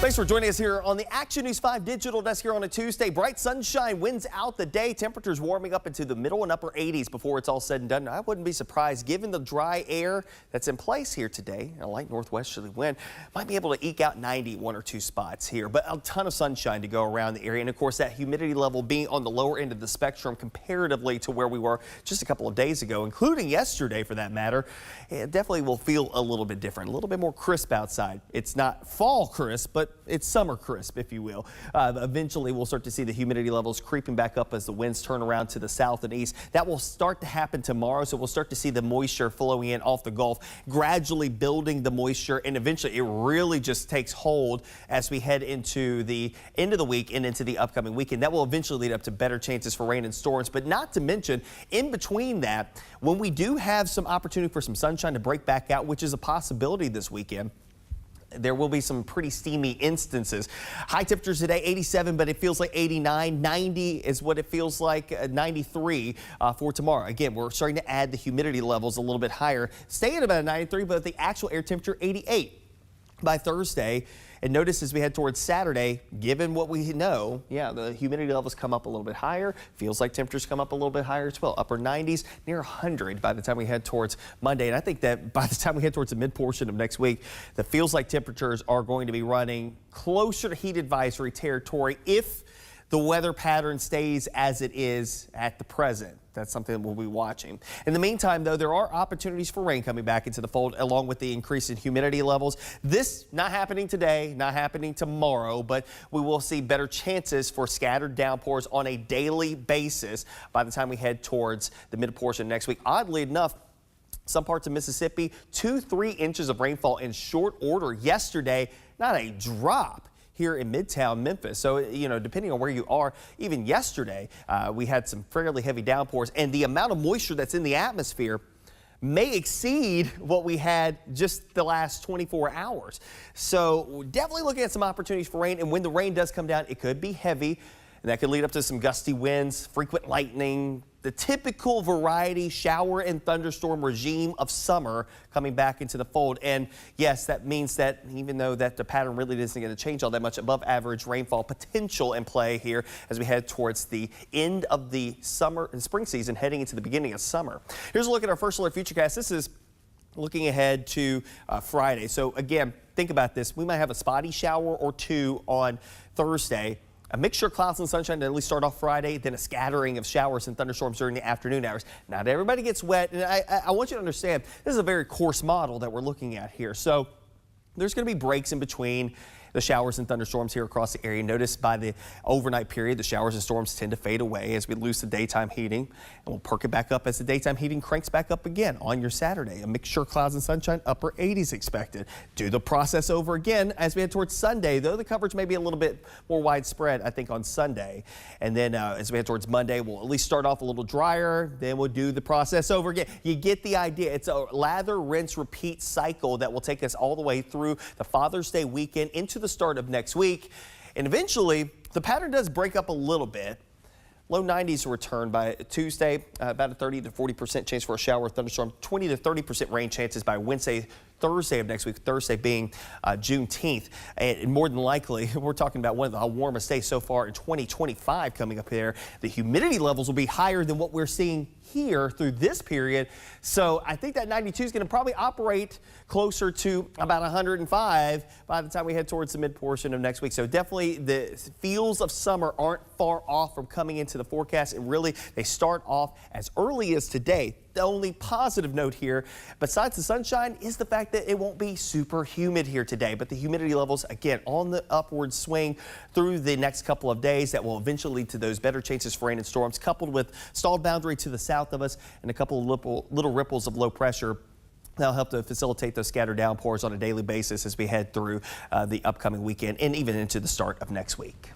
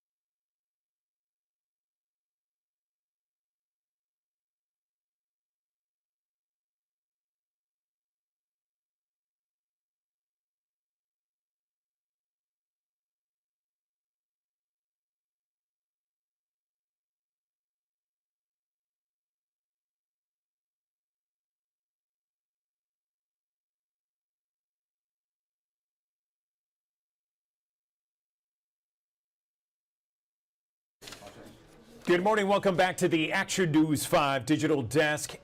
All right, wrestling fans, I want to hear from you because we have something that's coming up this summer, and I know you're thinking about it, WWE's SummerSlam. And I am going to be joined by this lovely lady who is fierce. She may be little, but she is fierce. It is certainly someone that has had much success in the ring, going all the way back since 2010. She is a veteran now, and she still kicks butt. I am joined right now on the Action News 5 Digital Desk by WWE superstar Zelina Vega, and she is proudly displaying that championship belt on her shoulder there.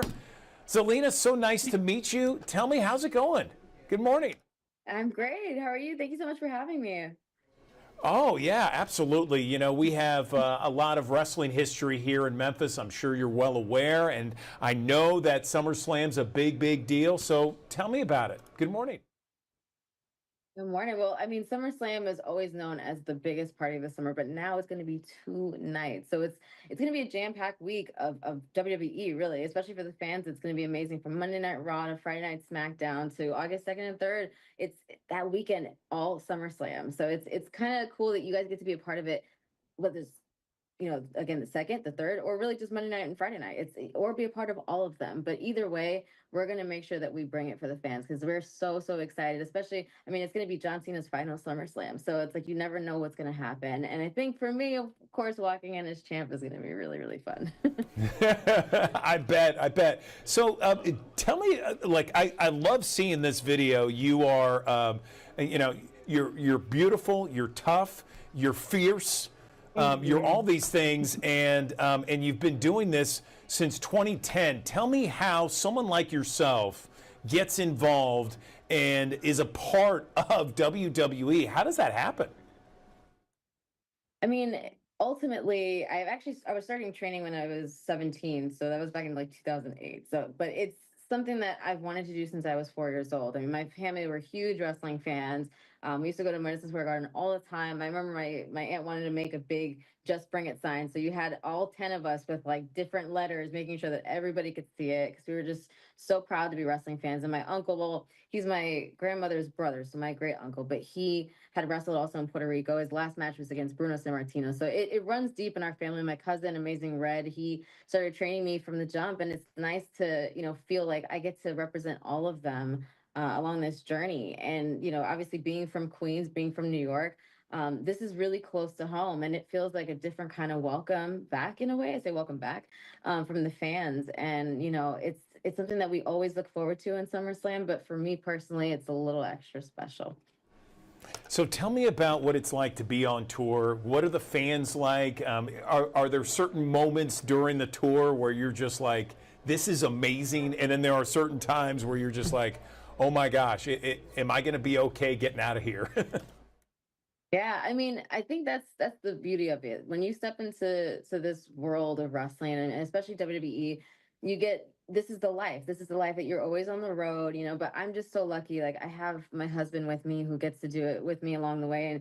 And, he obviously he has his own style and his own unique way of doing things. And I get to learn a lot from him. And when it comes to questions about my matches or how to do stuff or just get ideas from, like he's like the perfect person to go to about that. And he helps me in so many different ways. So it's like I get to bring a piece of home with me on the road. And I'm super blessed for that because not everybody gets that. But it's nice to share that with him and also share this moment with him because he made his return the same night that I became a champion, well, a singles champion for the first time in my career. So it's just uniquely special. And I think WWE it makes you feel, a part of it in a way, because I've had so many fans tell me that they feel like they were a part of it too. And they felt like they won that night too, because they had been supporting me from the jump. And I think it's so cool because I have the most unique and unconditional loving fans. Like they support me unconditionally, and I'm so thankful for them. That's got to be awesome. I love hearing that. Over the last 15 years, okay, you've been a part of this. What have you learned the most coming out of this? Ooh, there's been so many things that I've learned, but one of the things I think that kind of sticks out, and you kind of see it when I won this title, or even going back to 2 years ago in Backlash at Puerto Rico, it's just being in the moment and surrendering to your feelings in the moment. And I'm not a big crier. I really hate crying, but I remember right before I walked out, Ray told me just let it go. Like just be in the moment. If you want to be happy, be happy. You want to be angry, if you want to cry, just allow yourself to surrender in that moment. You're gonna feel so much better. And I did. And I think that's a really big thing, is just taking a second and just surrendering to the moment, because then you feel like that, that little kid who started this journey however long ago, you feel like them again. You start to channel their energy. So it's nice to feel that and then feel the energy from the fans, because when you're open like that, you get to feel their energy too. And it makes it that much more I guess just special, and you feel that bond with them right away. Any final thoughts you want to say to some of the fans that are perhaps listening right now? Oh my gosh.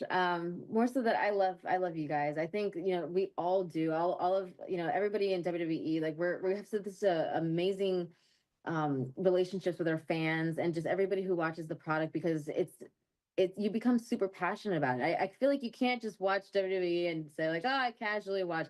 It's something that you're either super passionate about or that you're involved in. And I think it's cool to see, especially I think that fans or people who are fans make the best performers, and just to see their journeys along the way is so fun and unique. And, for me, getting to live out this lifelong dream is just such a blessing. And I'm so thankful to everybody. And I think that's all going to come to a head at SummerSlam. And I think it's going to be one of the most incredible pay-per-views ever. And especially because, like I said, it's going to be 2 nights and you never know what's going to happen.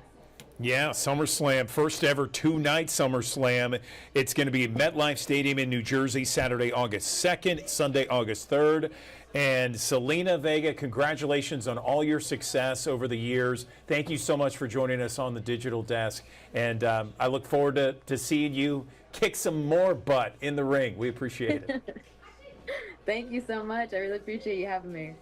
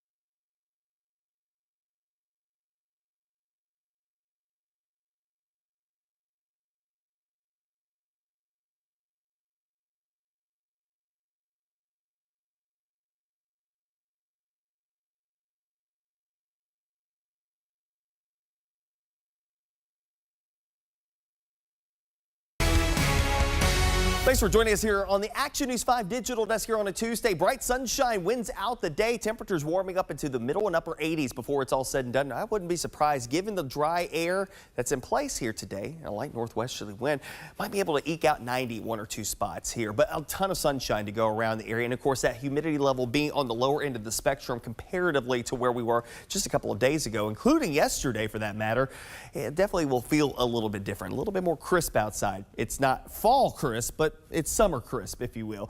Eventually, we'll start to see the humidity levels creeping back up as the winds turn around to the south and east. That will start to happen tomorrow, so we'll start to see the moisture flowing in off the Gulf, gradually building the moisture, and eventually it really just takes hold as we head into the end of the week and into the upcoming weekend. That will eventually lead up to better chances for rain and storms, but not to mention, in between that, when we do have some opportunity for some sunshine to break back out, which is a possibility this weekend, there will be some pretty steamy instances. High temperatures today, 87, but it feels like 89. 90 is what it feels like, 93 for tomorrow. Again, we're starting to add the humidity levels a little bit higher, staying about 93, but the actual air temperature, 88 by Thursday. And notice as we head towards Saturday, given what we know, yeah, the humidity levels come up a little bit higher. Feels like temperatures come up a little bit higher as well. Upper 90s, near 100 by the time we head towards Monday. And I think that by the time we head towards the mid portion of next week, the feels like temperatures are going to be running closer to heat advisory territory if the weather pattern stays as it is at the present. That's something that we'll be watching. In the meantime, though, there are opportunities for rain coming back into the fold along with the increase in humidity levels. This not happening today, not happening tomorrow, but we will see better chances for scattered downpours on a daily basis by the time we head towards the mid portion next week. Oddly enough, some parts of Mississippi, 2-3 inches of rainfall in short order yesterday, not a drop here in Midtown Memphis. So, you know, depending on where you are, even yesterday, we had some fairly heavy downpours, and the amount of moisture that's in the atmosphere may exceed what we had just the last 24 hours. So definitely looking at some opportunities for rain, and when the rain does come down, it could be heavy, and that could lead up to some gusty winds, frequent lightning, the typical variety shower and thunderstorm regime of summer coming back into the fold. And yes, that means that even though that the pattern really isn't going to change all that much, above average rainfall potential in play here as we head towards the end of the summer and spring season, heading into the beginning of summer. Here's a look at our first alert futurecast. This is looking ahead to Friday. So again, think about this. We might have a spotty shower or two on Thursday. A mixture of clouds and sunshine to at least start off Friday, then a scattering of showers and thunderstorms during the afternoon hours. Not everybody gets wet, and I want you to understand, this is a very coarse model that we're looking at here. So there's going to be breaks in between the showers and thunderstorms here across the area. Notice by the overnight period, the showers and storms tend to fade away as we lose the daytime heating, and we'll perk it back up as the daytime heating cranks back up again on your Saturday. A mixture of clouds and sunshine, upper 80s expected. Do the process over again as we head towards Sunday, though the coverage may be a little bit more widespread, I think, on Sunday. And then as we head towards Monday, we'll at least start off a little drier, then we'll do the process over again. You get the idea. It's a lather, rinse, repeat cycle that will take us all the way through the Father's Day weekend into the start of next week. And eventually, the pattern does break up a little bit. Low 90s return by Tuesday, about a 30 to 40% chance for a shower or thunderstorm, 20 to 30% rain chances by Wednesday, Thursday of next week, Thursday being Juneteenth. And more than likely, we're talking about one of the warmest days so far in 2025 coming up here. The humidity levels will be higher than what we're seeing here through this period. So I think that 92 is going to probably operate closer to about 105 by the time we head towards the mid portion of next week. So definitely the feels of summer aren't far off from coming into the forecast. And really, they start off as early as today. The only positive note here, besides the sunshine, is the fact that it won't be super humid here today. But the humidity levels, again, on the upward swing through the next couple of days that will eventually lead to those better chances for rain and storms, coupled with stalled boundary to the south of us and a couple of little ripples of low pressure. That'll help to facilitate those scattered downpours on a daily basis as we head through the upcoming weekend and even into the start of next week.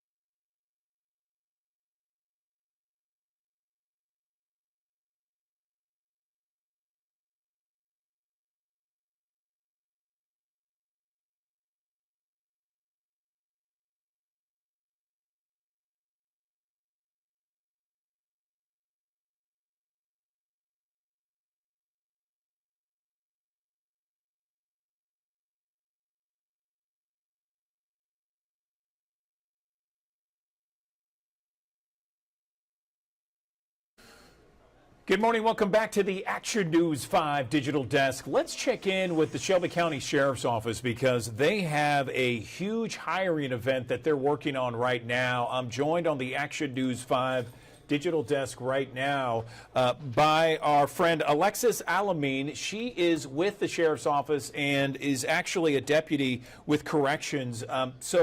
Alexis, tell us about this hiring that's happening this summer and what the Sheriff's Office is looking for exactly. Good morning.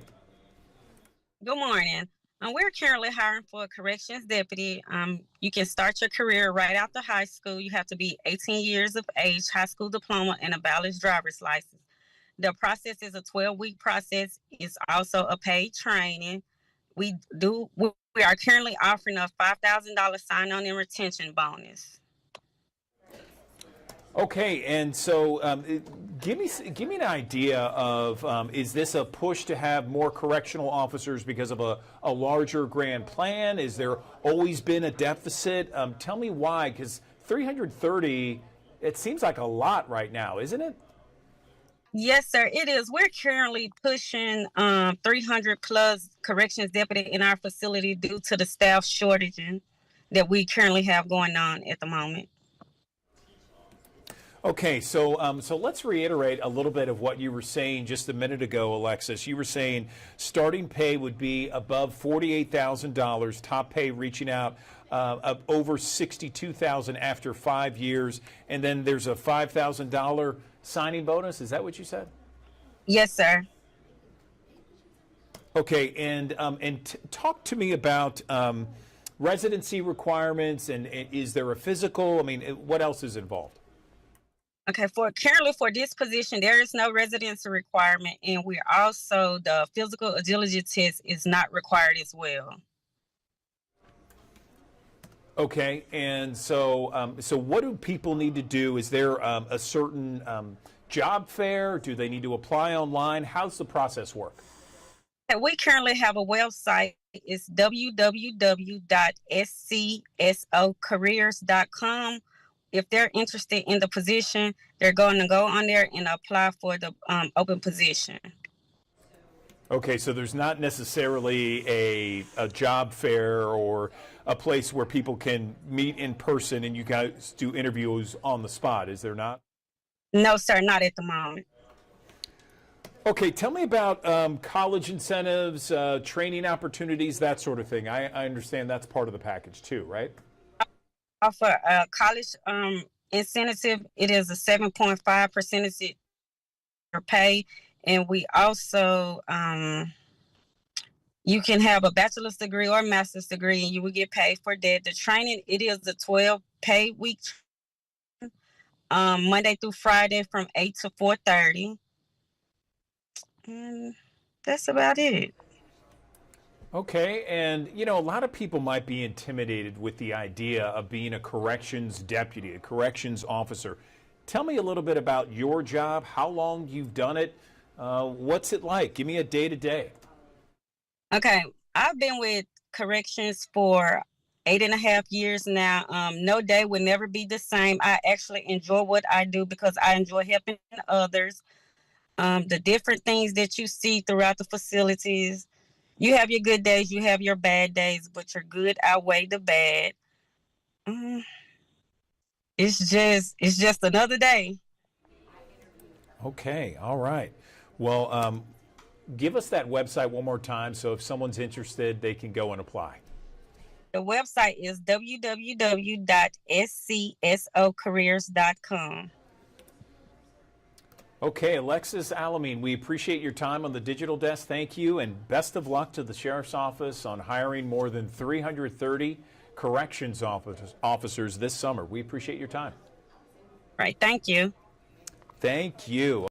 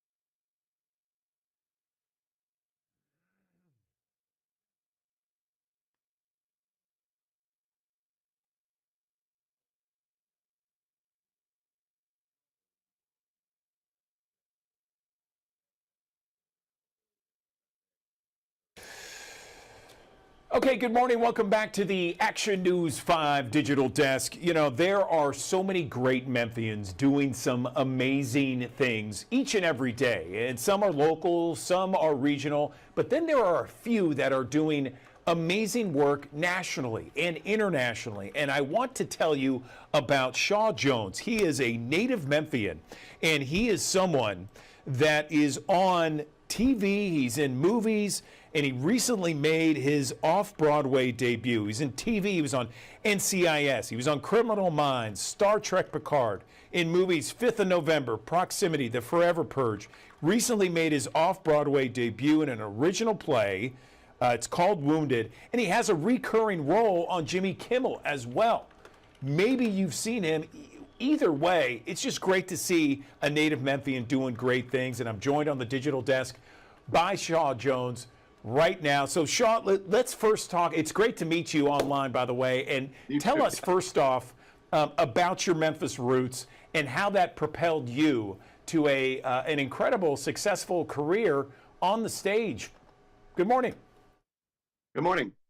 Yeah, it's so good to be here. I think coming from Memphis gave me a set of values that has really helped me in my career. Tell me about it. Yeah, I just think that, like, luckily I went to a school in Memphis that gave me the right amount of work ethic, because it takes a lot of work to sustain a career in the arts, I think. Yeah, I think the support I got from my family and friends and everybody in Memphis has really helped me stay on the path.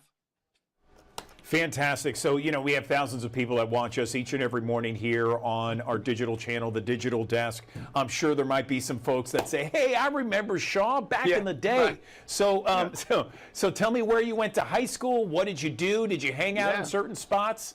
Take me there. Yeah, I tell you, I went to MUS, Memphis University School for Boys, and I didn't actually do any theater there. I started my theater career sort of in college and after. But I tell you, I think that, you know, going to MUS in my formative years helped me a lot. It helped me to work on focusing on subjects. I think going to an all-boys school was a big deal for me. I certainly played sports, but I think one of the things that helped me the most was while I was in high school, I started boxing. And that really, really helped me in my acting career. I often say that before I step into a room in for an audition where I've prepared, but I don't know exactly what I'm going into, is a lot like stepping into a boxing ring where I've prepared, but I don't know actually what I'm going into until I step into the room. And I have to overcome fears and mental blocks and sort of go into the ring against an opponent and do battle and come out victorious on the other side, I hope, when I walk into casting rooms. Wow, okay, boxing at MUS. Never knew that. Wow, fantastic. So you have this long career. You've done TV, you've done movies, you have a reoccurring role on Jimmy Kimmel Live. Now you've made this off-Broadway debut. Tell me about how different that is compared to everything else. And was there something in your past, you've been doing this for a long time, that really it's something that you look at as very instrumental in your success? Mm-hmm. Yeah, I think that, like, I've done a lot of film and TV, but especially doing stage in New York. The great thing about stage is it is completely live. Obviously, there's no cuts. Let's do this take again. So it takes an extreme amount of focus, which I find exhilarating. There's no safety nets. Especially in the play I was doing, it was just a 2-person play. So, you know, it's really, you depend on your partner to help you if you get lost. But what I love is of acting for the most part is you'll hear a lot is about being in the moment, right? Feeling things and emotions in the moment so that they're real. And that's exactly what I have to do in this play. And if I just stay present in the play, everything comes out of me. So it's just an amazing thing for an actor. I bet. I mean, you know, you explained it very well, talking about how, you know, you don't get 2, 3, or 4 takes on something. You got to do it right then and there, and that's right there, it. Yeah. And you gotta ad lib or live if you don't remember something just right. I mean, it's something that I would think the true actor in everyone really comes out on stage like that. Tell me about some of those things that you look back on in your career and you think, man, I'm really proud of that. Do you have several of those moments? Yeah, you know, one of them really is in this play. I'm really proud of the work we did in New York. It's sort of a culmination of everything I've worked on up to that moment. You know, everything that you go through in life, the ups and the downs, and a lot of people don't think about the downs. It's the downs that really gives you depth to your work, and to focus on those and to realize, you know, where that took you. And certainly the character in Wounded, you know, he starts on a very positive path in life and goes to a prestigious school. He goes to Baylor. He has everything in front of him. He's like kind of like a golden child, and through his, you know, decisions and actions, he goes down a darker path in life, which leads to addiction and ultimately jail. And the play starts with him coming out of that and where he's at in his life. And so, you know, I used a lot of darker moments in my life. As an artist, you have to learn to paint with the bright colors of your life and the dark colors. And I think that's what gives a character and a role depth and makes it interesting, certainly for me as an actor. No question about it. So when you talk to aspiring actors, whether they're from Memphis or elsewhere, what do you tell them to inspire them and to make sure they're starting their journey on the right path? Yeah, well, what I would tell someone, in which I sort of wish someone would have told me, is to ultimately be you. For so many years as a young actor, I tried to interpret what I thought people wanted from me in an audition, in a role. I would think to myself, okay, when I walk in that room, how do they want me to play that line? How should I say that line that I think they're going to like? And then when I realized that I need to do that line, I need to say that line as Shaw would say it.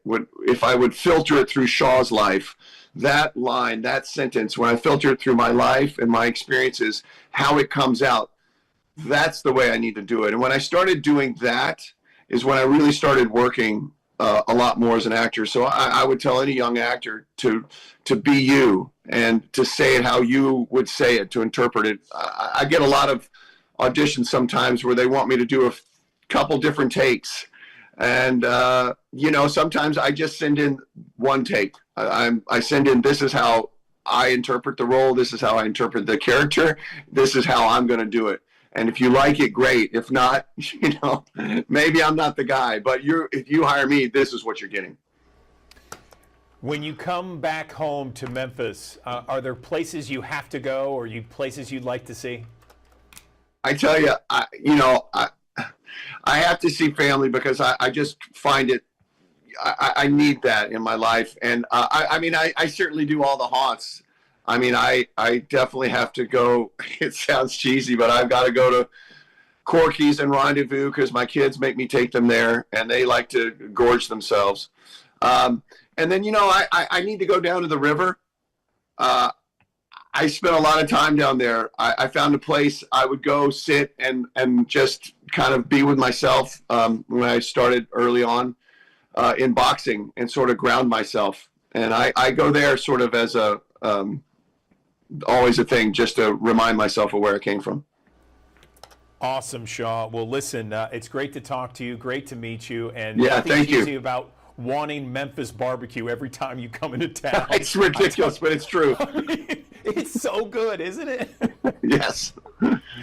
Excellent, excellent. Well, listen, congratulations on such an accomplished career. We are very proud of you here. Thank you. We're proud of any native Memphian that does so well. Anything, I'll leave you the last word. Anything else you'd like to say to our Mid-South crowd tuning in? I tell you, I hope to be back there soon. I'm working on writing a film right now about some younger, my younger memories of when I was boxing. Particularly, my boxing coach got me a fight at a maximum security prison when I was 14. And so I'm writing a film on that, and I hope to come back and shoot it.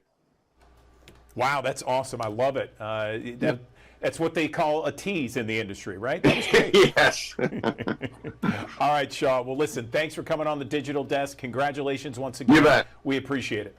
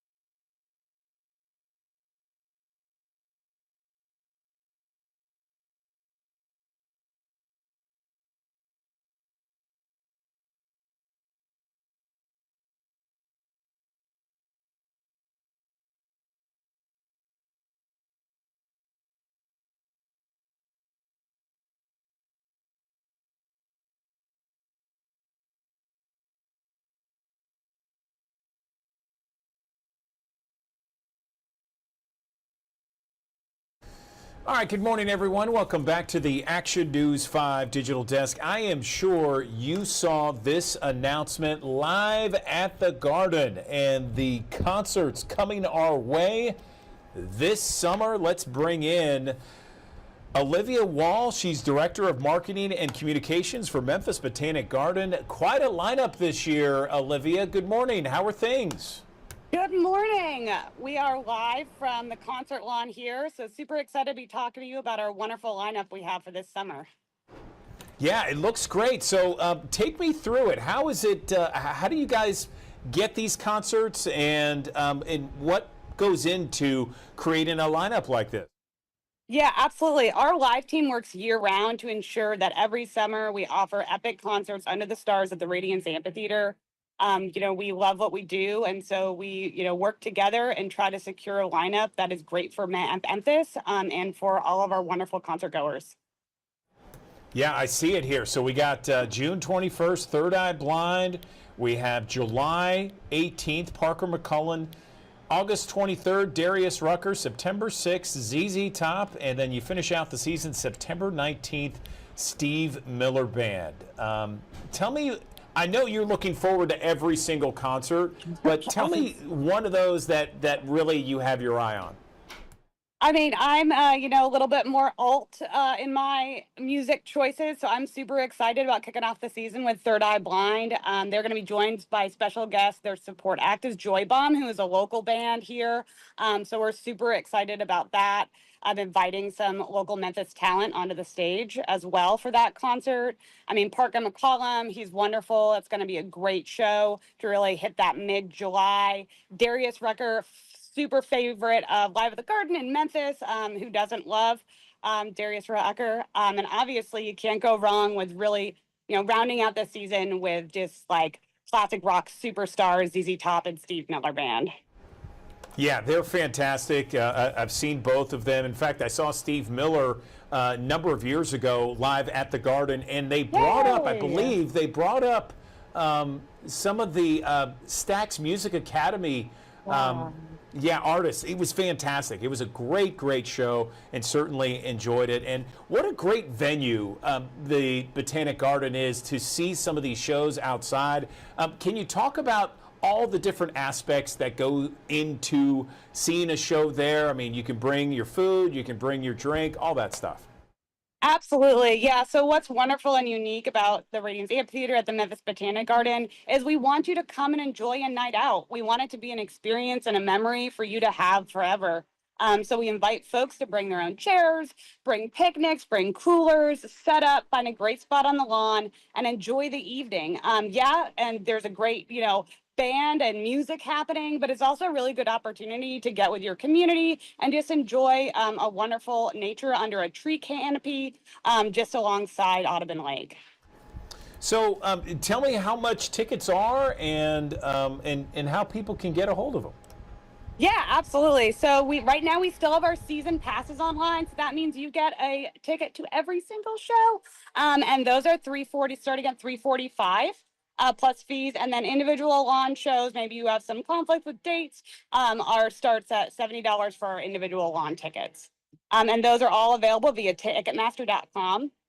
And I'd be remiss if I did not say how wonderful, and we could not do it without our wonderful sponsors, including title sponsor Regions Bank, legacy sponsor Duncan Williams Asset Management, and our presenting sponsors AutoZone, FedEx, Gossett Motor Cars, True Green, Mahaffey, ProShow Systems, and the Lilly Company.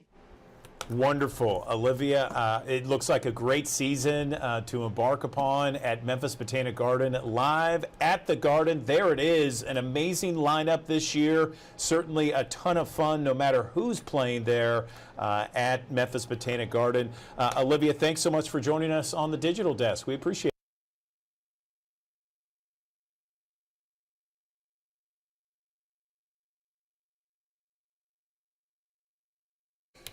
Good morning. Welcome back to the Action News 5 Digital Desk. It's already pool season, and before you know it, school's going to be out, and the family's going to be either hanging out at the pool or going to the lake or going to the beach, and you want to make sure you have water safety top of mind, just to make sure everything is A-OK throughout the spring and summer months. I'm joined right now by aquatics leader at Lifetime Fitness in Collierville, Lindsay Carter, joining me on the Digital Desk to talk about maybe some friendly reminders, some tips and tricks to keep everybody safe around the water this season. Lindsay, good morning to you. Tell us maybe some some tips, some just friendly reminders out there, first off, of what people can do to make sure everybody is safe. Good morning. Yeah, good morning. I think that the most important thing is making sure that you always have visual contact on your non-swimmer, and making sure that you are wearing Coast Guard approved life vest. Coast Guard approved life vests are those are the life vests that you don't blow air into. And so, the simple safety around the pool, right? Which would include not running around the pool. You run around the pool, you could slip, fall, and an emergency could happen. So I think just putting that phone down, keeping eye contact. If your child or an adult is a non-swimmer, having someone that is a swimmer within 10 feet of them. Okay, Lindsay, let me ask you this. When do you recommend people, maybe with younger families, when do you recommend swim lessons? Do you recommend that early on or a little bit later? What do you think? Yeah, I think the earlier the child goes through swim lessons, the more confident and succeeding in swim that they can be. We start at Lifetime, we start swim lessons at 3 months, but we also go all the way up to adult age. I don't think that you're too young to do swim lessons, and I do not believe that you're too old for swim lessons. Even if that consists of just learning your life-saving skills in the water, I don't think that there is a age that we should put on swim lessons. So we start at 3 months old, and then we do go all the way up to adult age. The earlier the better, obviously, but there's no age for swim lessons. Okay, so we're looking at some video here of kids, hanging out on the pool. Before you know it, the school's going to be out. There's going to be a lot of days like this across Memphis and the Mid-South. So what other tips should we recommend for the folks out there just to make sure everybody is safe this year? Right, absolutely. We do make sure that all the children pass a 25-10 test. What our 25-10 rule is, if the child cannot swim 25 meters, then an adult swimmer needs to be 10 feet. I think that can go for the community families as well. We also making sure that you're taking breaks. We recommend no longer than 2 hours. So every 2 hours, you can take breaks before that 2 hour mark, but we do at least 2 hours. Those breaks need to consist of reapplying sunscreen, hydrating, resting, maybe a light snack, and just getting out of the water so the child can regroup or the adult can regroup from the fun. Okay, good. And tell me about how many people should be, I guess, lifeguarding or watching the pool during these times when, kids are playing? Right. So we do have ratios for our summer camp that we offer at Lifetime. We do a 1-to-3 ratio for non-swimmers and a 1-to-6 ratio for swimmers.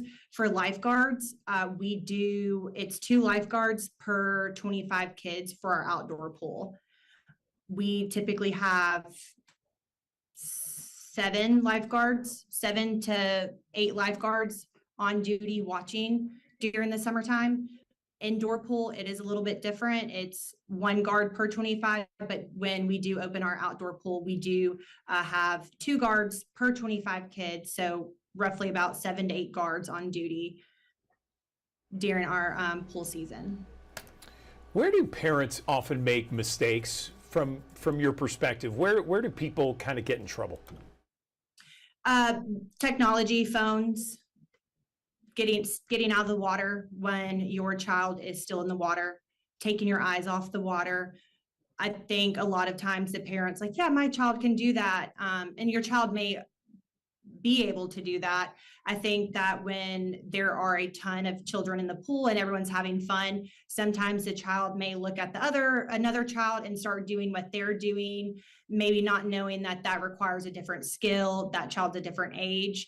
I think that we just and I'm a mom as well of 3. And so as a parent, your priority needs to always be to be watching your child, and try to stay off the phone, try to stay in the water, and then realize that they may need swim lessons, right?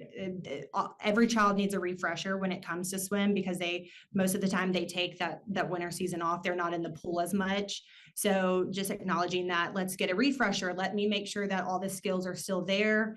And then realizing that sometimes those skills can fall back to make sure that we're not taking our minds and thoughts off of like, okay, well, maybe they do need more help. Or so I think it's just really paying attention to those signs and cues. And then obviously that phone on the pool, wanting to scroll through social media, and we take our eyes off the pool, but where our child is, I think is a huge thing that parents come across. Put the phone down. Yes, Lindsay Carter. All right. We appreciate those tips for a safe, happy, and healthy swim season all season long. Lindsay, thank you for joining us on the Digital Desk. We appreciate the knowledge.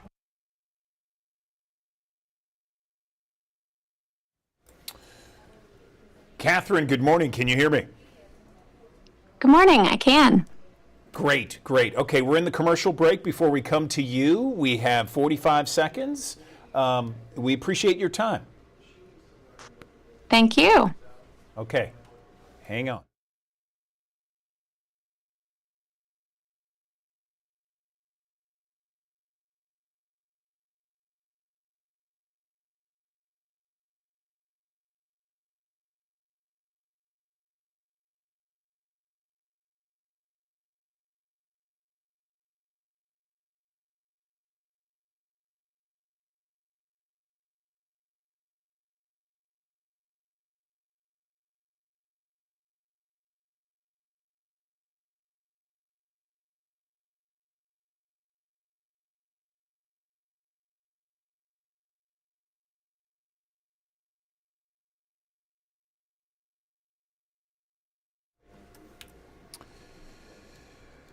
Good morning. Welcome back to the Action News 5 Digital Desk. Guns are the leading cause of death among youth, ages 1 to 17. An average of 7 young people a day are dealing with gunshot wounds, and many of them turn deadly. In fact, gun rate deaths for this group have doubled from 2013 to 2022. Every 11 minutes, someone in this country is killed by a gun. I want to have a deep dive on this discussion with someone who's joining us on the Action News 5 Digital Desk. I'm joined right now by Catherine Hoops. She is someone who is a pediatric critical care physician, and she is someone with Johns Hopkins. And there is at Johns Hopkins a director of Gun Violence Solutions Center there.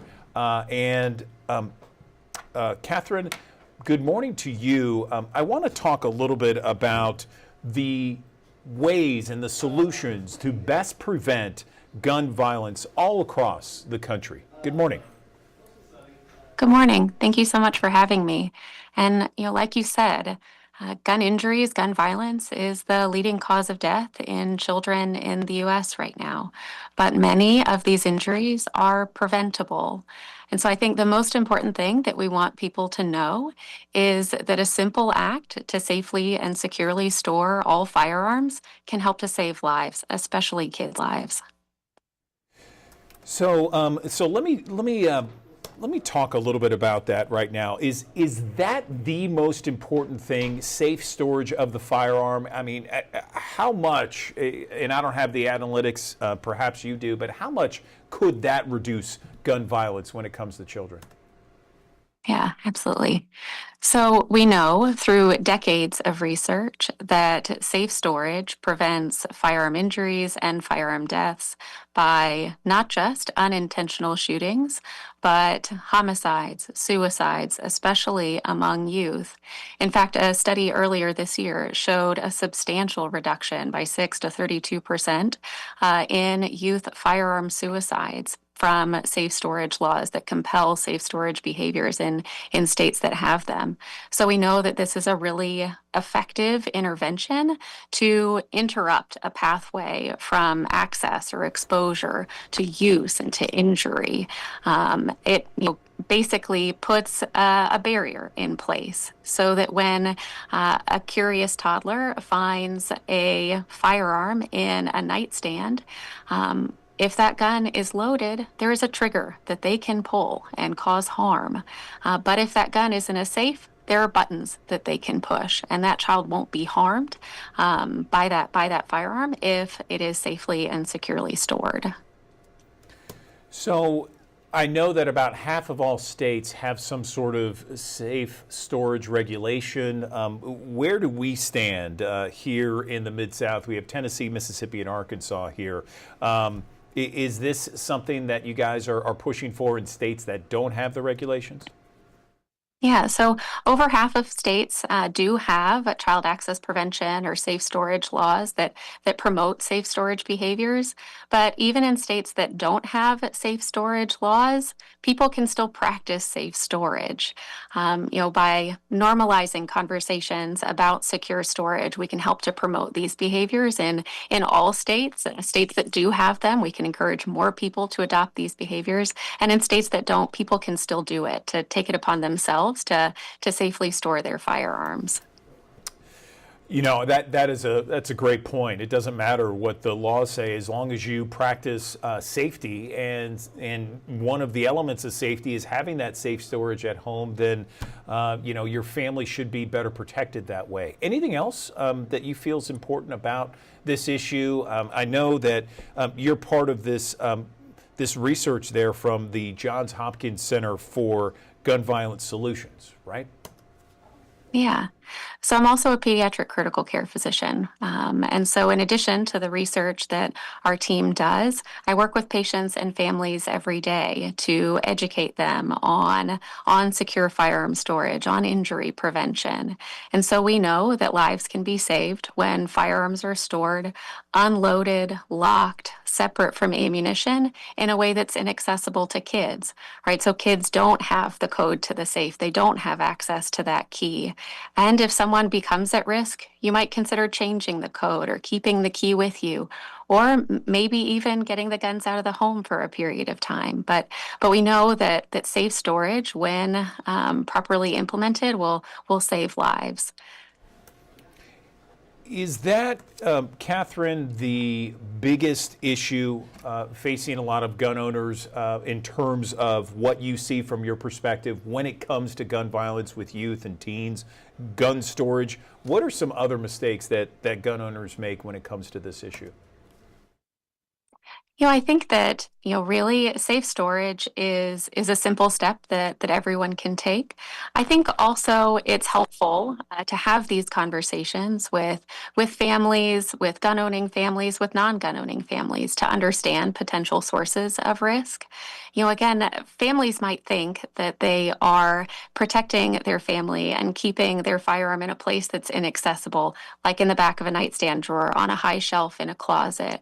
But by having these conversations about the importance of safe storage, maybe even as a non-gun owning parent, having a conversation with another family member before, or a friend before your kid goes over for a play date, we can help to understand the risk that exists in our communities and is posed by unsecured firearms.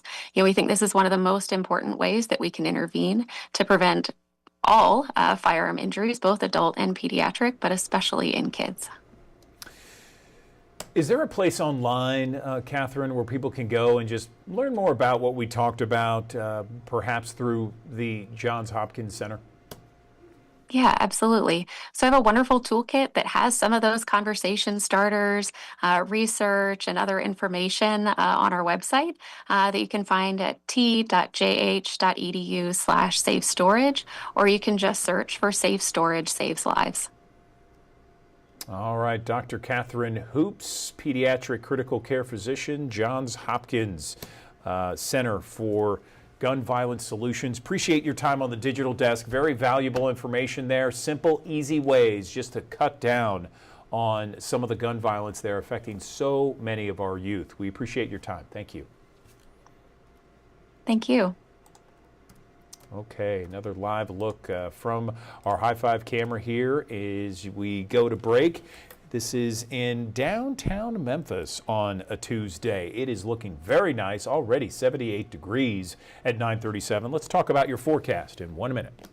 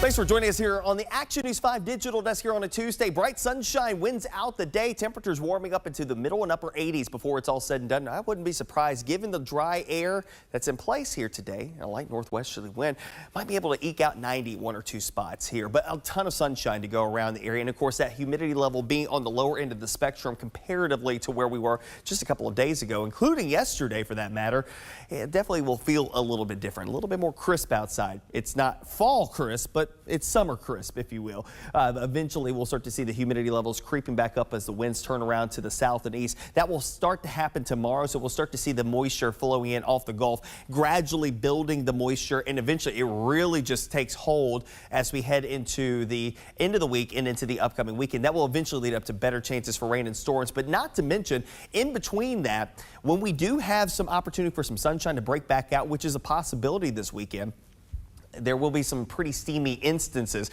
High temperatures today, 87, but it feels like 89. 90 is what it feels like, 93 for tomorrow. Again, we're starting to add the humidity levels a little bit higher. Stay at about 93, but the actual air temperature, 88 by Thursday. And notice as we head towards Saturday, given what we know, yeah, the humidity levels come up a little bit higher. Feels like temperatures come up a little bit higher as well. Upper 90s, near 100 by the time we head towards Monday. And I think that by the time we head towards the mid portion of next week, the feels like temperatures are going to be running closer to heat advisory territory if the weather pattern stays as it is at the present. That's something that we'll be watching. In the meantime, though, there are opportunities for rain coming back into the fold along with the increase in humidity levels. This not happening today, not happening tomorrow, but we will see better chances for scattered downpours on a daily basis by the time we head towards the mid portion next week. Oddly enough, some parts of Mississippi, 2-3 inches of rainfall in short order yesterday, not a drop here in Midtown Memphis. So, you know, depending on where you are, even yesterday, we had some fairly heavy downpours, and the amount of moisture that's in the atmosphere may exceed what we had just the last 24 hours. So definitely looking at some opportunities for rain, and when the rain does come down, it could be heavy, and that could lead up to some gusty winds, frequent lightning, the typical variety shower and thunderstorm regime of summer coming back into the fold. And yes, that means that even though that the pattern really isn't going to change all that much, above average rainfall potential in play here as we head towards the end of the summer and spring season, heading into the beginning of summer. Here's a look at our first alert futurecast. This is looking ahead to Friday. So again, think about this. We might have a spotty shower or two on Thursday. A mixture of clouds and sunshine to at least start off Friday, then a scattering of showers and thunderstorms during the afternoon hours. Not everybody gets wet, and I want you to understand this is a very coarse model that we're looking at here. So there's going to be breaks in between the showers and thunderstorms here across the area. Notice by the overnight period, the showers and storms tend to fade away as we lose the daytime heating, and we'll perk it back up as the daytime heating cranks back up again on your Saturday. A mixture of clouds and sunshine, upper 80s expected. Do the process over again as we head towards Sunday, though the coverage may be a little bit more widespread, I think, on Sunday. And then as we head towards Monday, we'll at least start off a little drier, then we'll do the process over again. You get the idea. It's a lather, rinse, repeat cycle that will take us all the way through the Father's Day weekend into the start of next week. And eventually, the pattern does break up a little bit. Low 90s will return by Tuesday, about a 30 to 40% chance for a shower or thunderstorm, 20 to 30% rain chances by Wednesday, Thursday of next week, Thursday being Juneteenth. And more than likely, we're talking about one of the warmest days so far in 2025 coming up here. The humidity levels will be higher than what we're seeing here through this period. So I think that 92 is going to probably operate closer to about 105 by the time we head towards the mid portion of next week. So definitely the feels of summer aren't far off from coming into the forecast. And really, they start off as early as today. The only positive note here, besides the sunshine, is the fact that it won't be super humid here today. But the humidity levels, again, on the upward swing through the next couple of days that will eventually lead to those better chances for rain and storms, coupled with stalled boundary to the south of us and a couple of little ripples of low pressure. That'll help to facilitate those scattered downpours on a daily basis as we head through the upcoming weekend and even into the start of next week.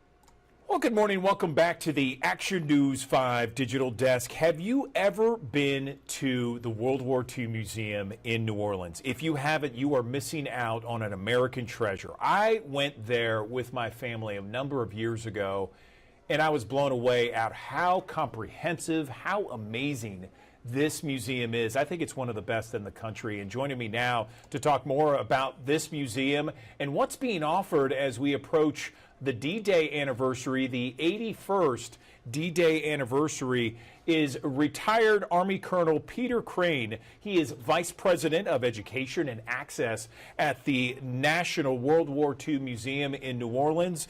I appreciate you joining us, Peter. Thank you so much for coming on the Digital Desk. So first off, tell me how the World War II Museum began there in Memphis for our audience. I know it started as the National D-Day Museum, but give me just a quick little history lesson, if you will. Good morning. Sure. Well, thanks for having me, Andrew.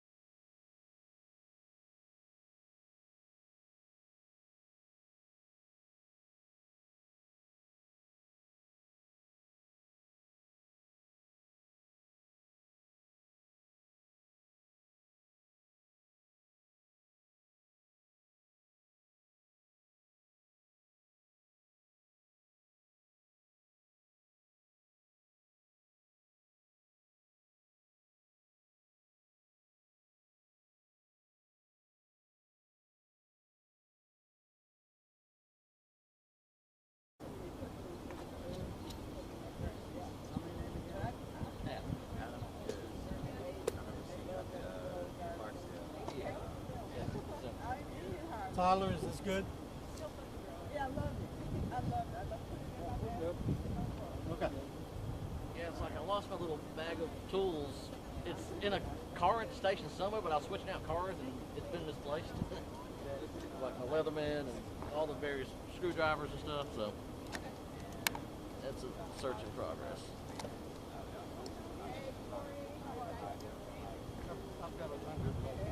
Yeah. I know.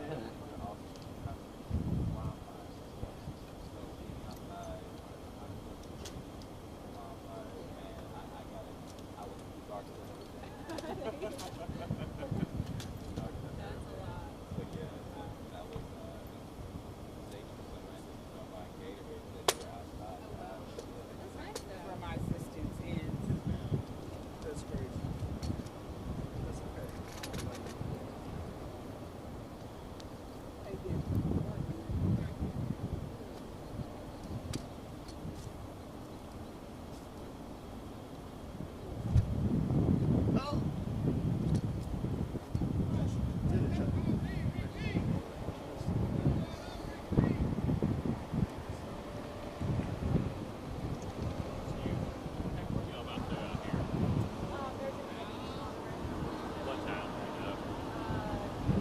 Hopefully soon.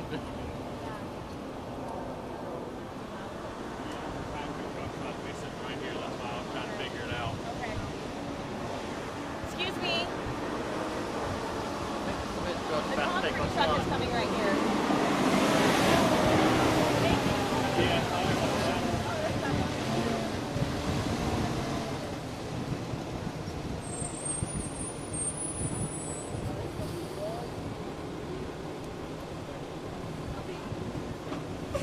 Yeah. Okay, y'all. What do y'all suggest, man?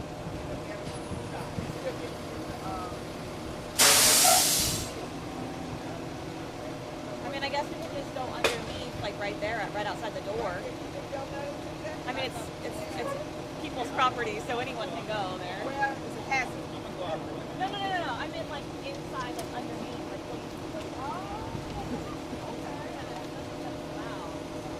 I don't know, but there's a sound expert. Oh yeah, let's get call.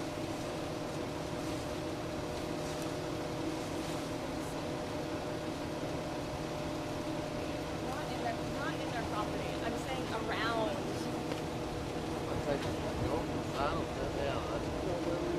Yeah, we just go where we want. I like that. That way you still get the building. And you're far enough away. I mean, if we just get up and walk over there. I'm saying like. No, I know exactly what you're talking about because I thought that would be a perfect spot. All right, let's say, yeah. That area is accessible, that's fine. Yeah, so we'll just walk around. Yeah. I think,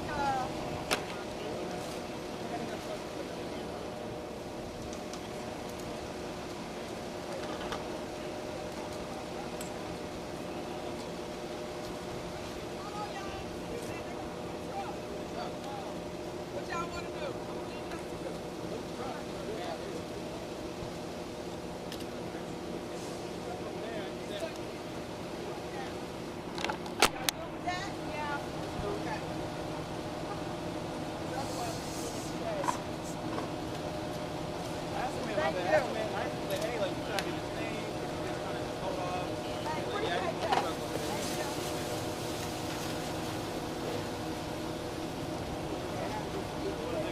Staying here? I think so.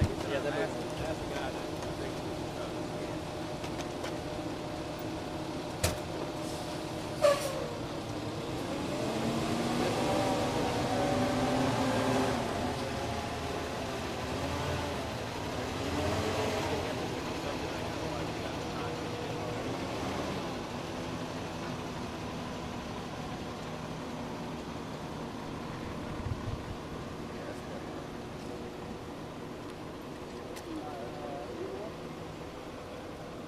Mic check. Everybody got a mic check? 1, 2. 1, 2. 1, 2.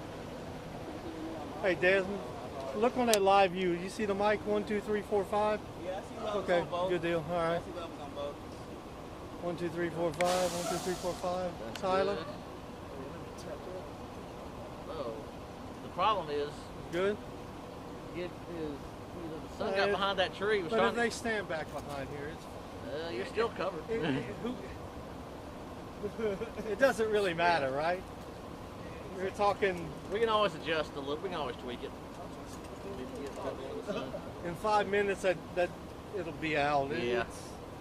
Nobody, people at home don't care. I know. People at home don't care. They just want to hear Uh-huh. what they got to say. They know what they look like.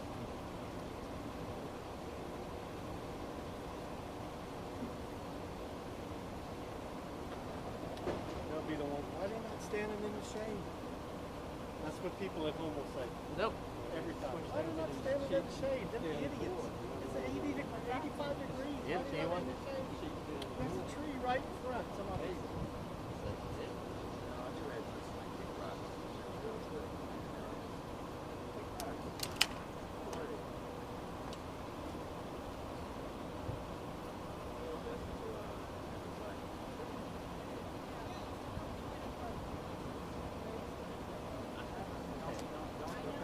That's a good thing. Get that Memphis 15.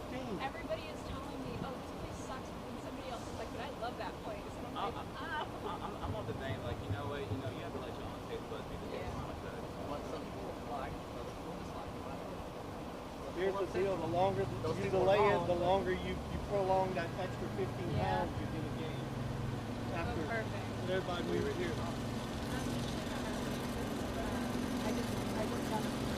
All right, G.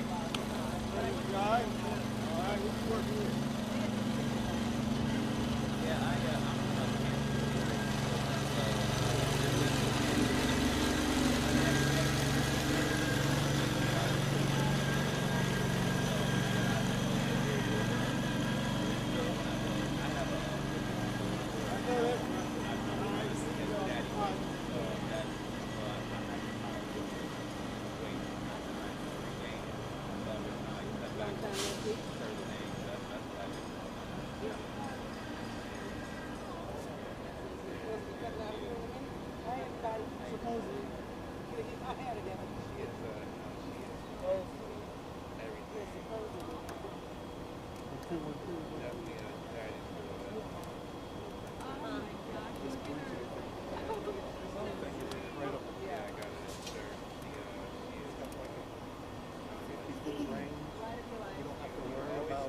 Line of sight. You don't have to worry about like frequencies, you know, getting the thing where it's a bunch of people. And then I got my other one.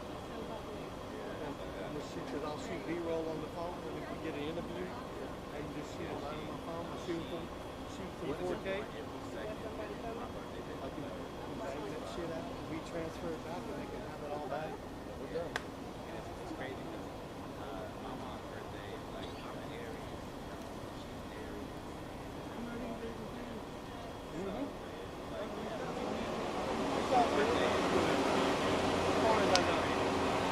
Last time I talked to him.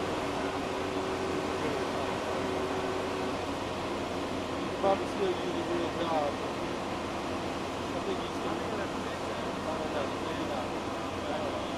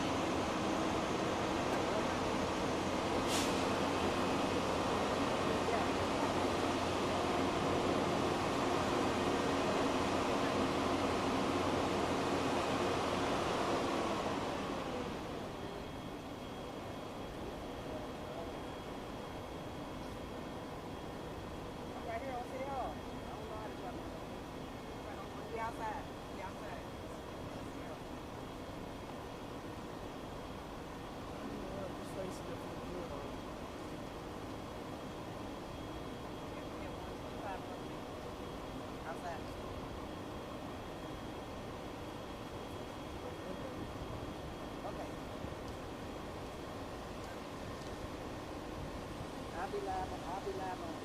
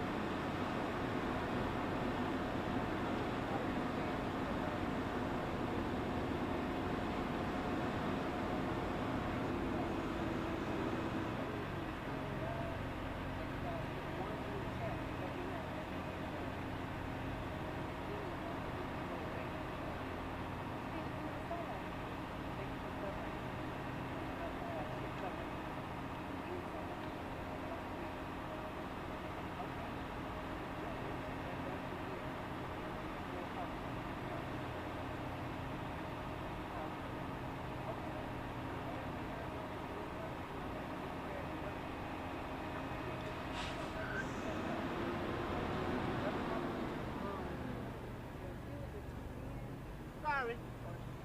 Here's my phone. Give her my phone number. I'm not on that one. I'm on my second phone.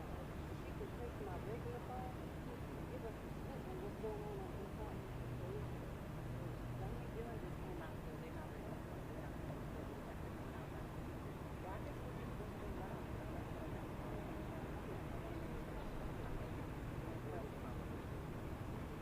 Y'all can share this live and make sure you turn notifications on so that when I do go live, you'll miss a thing. So that any one of my videos, hit the three dots, notification bell, share on your phone. Ding, ding, ding, ding, ding. The phone will go live. Keep looking at this fine picture.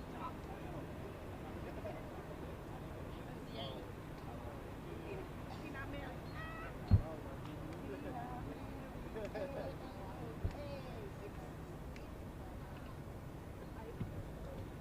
Get off of my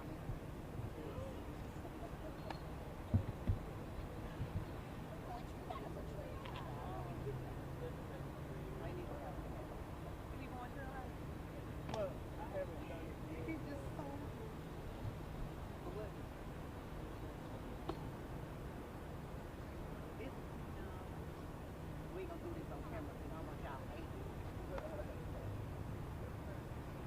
Going down.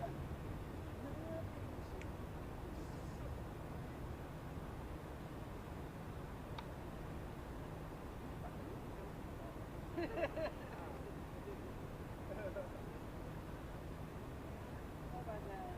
Good morning, everybody. She said, stop playing Cupid. She said, stop playing Cupid.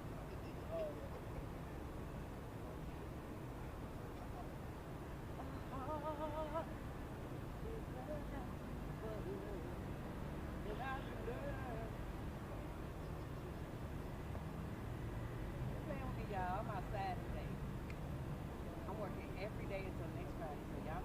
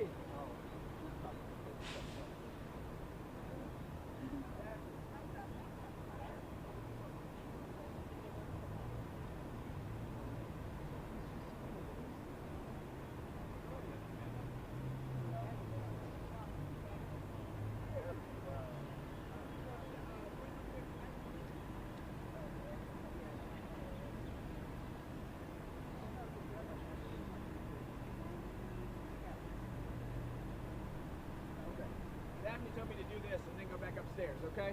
So if you want to wait when I come back, you can do that too. And other state reps, they'll be coming down. I'll send them down to y'all, okay? Cool. You ready?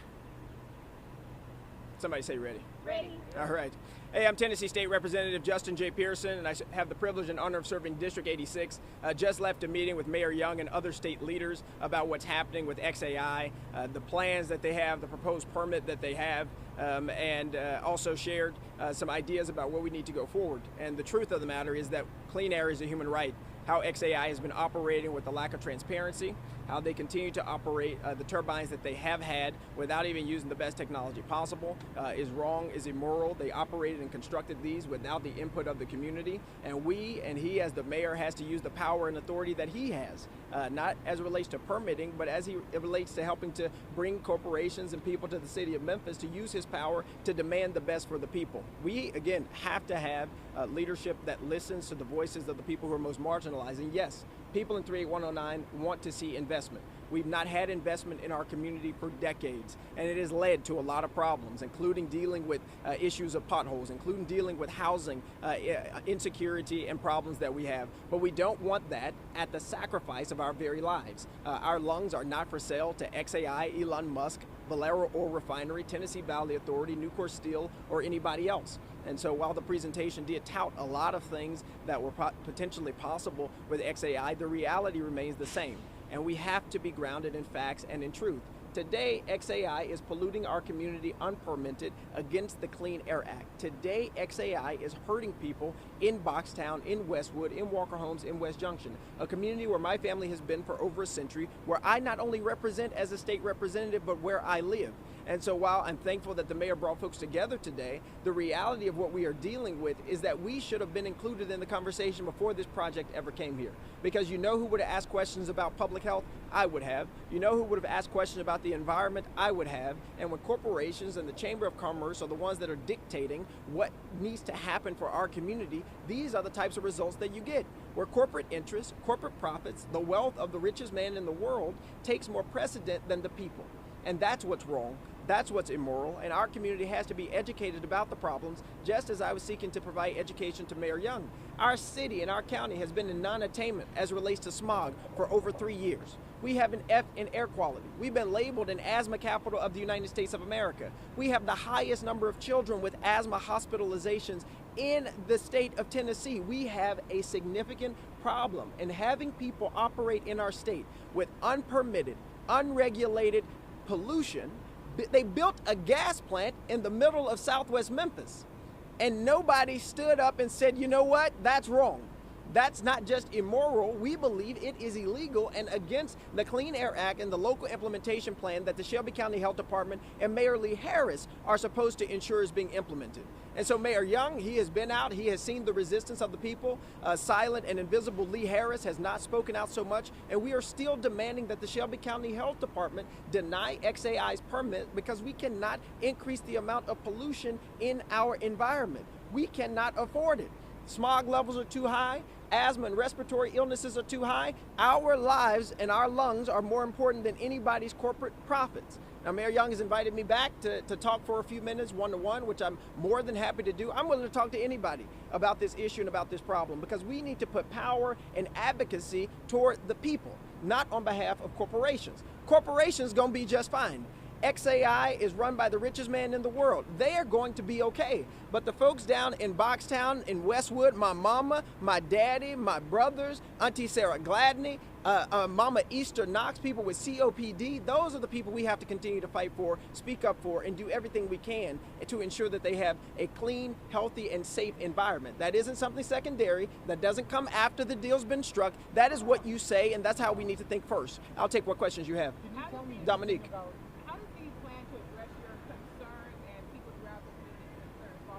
One of the ideas that Mayor Young and I did discuss is to have air monitoring in Southwest Memphis. He mentioned working with the University of Memphis. They put out some complicated reporting through the Daily Memphian, so I don't necessarily support them, but I do think there could be a third party that's used to actually provide some air monitoring. One of the things that's important, a lot of the statistics that he shared is from EPA air monitors that are nowhere near 38109. nowhere near Southwest Memphis. And so the data is skewed against the reality of what people are experiencing. If you're using data from Shelby Farms and near St. Jude, but not the place with 17 toxic release inventory facilities, I can tell you the results that you're going to get. And so that modeling is in and of itself not giving the sufficient and true realistic cost to the people today. Because we're going to funerals, we are experiencing more people having asthma and using asthma pumps than anybody else. And those are the qualitative data, and we need the quantitative data from the Shelby County Health Department and others to really tell us what is happening, that we can say with our life experience what is going on, but also back it up quantitatively. Can you please tell me anything you know about this second proposed site? Thank you. On Whitehaven off Tulane Road. Right. Where it stands now, what it might be, and where it is going from this point. Yeah, so the site at Whitehaven off Tulane Road is the second data center for XAI. It's a 2 million square foot facility. We don't know a lot.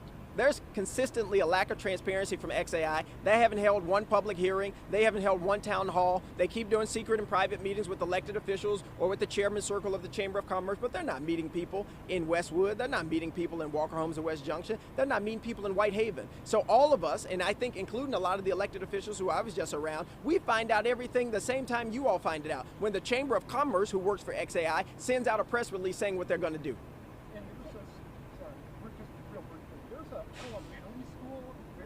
Absolutely.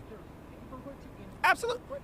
This facility, if you haven't been, you should go. The second XAI facility is down the street from John P. Freeman Optional School. The proposal, or what we saw them explore, was potentially using 45 to 90 gas turbines. Mayor Young said that they are not going to use 45 to 90 gas turbines. I asked him who told him that, and I'm assuming it's XAI told him, who can't be trusted because of the lack of transparency that they have had around this whole project. So we don't know how they're going to power it. But if any history is any indicator for what they're going to do, it is very likely there are going to be some gas turbines that are used to power this plant. Until we see or hear differently, that is what I'm going to continue to assume it to be true, because that's what we know they have explored before. Go ahead. Second location, your colleague, Rep. Gillespie, put out a statement saying 8 locations. Do you know anything? What are these 8 locations? And how does he know that? Do you have any thoughts about transparency? Yeah, Brent Mayo doesn't talk to me. I've tried to meet with him, and again, we met once here, but tried to visit the facility as well. And so I don't know what John is talking about, to be quite frank and honest with you. I don't know if he works for XAI as well or something like that, and so he's got more information than I would have, but it's not public. It's consistently a lack of transparency from the people who are supposed to be telling us these things, such as XAI. And so we have to hold them accountable as a corporation, and we also have to hold elected officials who brought them into our city, including folks at MLGW who are appointed, accountable for informing the community and educating them about what is happening. I am sick and tired of the exploitation without information from this corporation and many corporations that have decided that this is the culture of Memphis. This is the culture of Shelby County. You don't need to care about what people's health is. You don't need to care about what those people think. Brent Mayo actually put out a tweet saying, I love my CEO because he doesn't give a dang about give an F about public perception. That's who we have in our city right now operating. That's the mentality that they have. So who uses their power to elevate the voices of the people? That's the mayor's job. That's Mayor Young's job. That's Mayor Harris's job. That's the Shelby County Health Director's job. That's my job. And we have to expect more from elected officials to stand up and speak for us. Desmond. Did Mayor Young actually hold himself accountable whenever you called him out yesterday during the South Haven press conference? And also, what has been his response as far as like not doing what's right and what's best for the increase in public health? Exactly. So look, Mayor Young said that he is concerned about outdoor air pollution and also indoor air pollution because a lot of the homes in 3809 were built before 1960s. And so we have to do a lot of work as it relates to home refabrication, all these sorts of things, which is good, fine, and dandy. I'm supportive of all those projects. Let's build people new homes. Let's put new roofs on people's houses. Let's put new windows in people's homes, because the reality is, because they are not weatherized, people are paying higher utility bills. Because they haven't been checked for lead or lead poisoning, people might be suffering, or their children might be suffering, who are disproportionately harmed by lead poisoning. And so, and I told him this in the meeting, look, we can agree on a lot of things, right? But my job, as I view as a person who lives in 38109 and who represents 38109 in District 86, is to make sure that he has the best information possible. And the reality is, the information that he is getting from whomever he is getting it is not 100% accurate. I saw information today saying that there a selective catalytic reduction technology on the gas turbines off of Powell Lowry Road, which we just know is not true. They are not using the best possible technology, and they haven't for the past year. That's why we have hundreds of tons of pollution in the air, whether that be formaldehyde or nitrogen oxides contributing to the level of smog that we have. And so I'm going back up, like I just told you. And again, my sole interest and sole service is to the people of this city, to the people of this county, and the people of this shared community, including DeSoto County and Crittenden County, that we breathe clean air.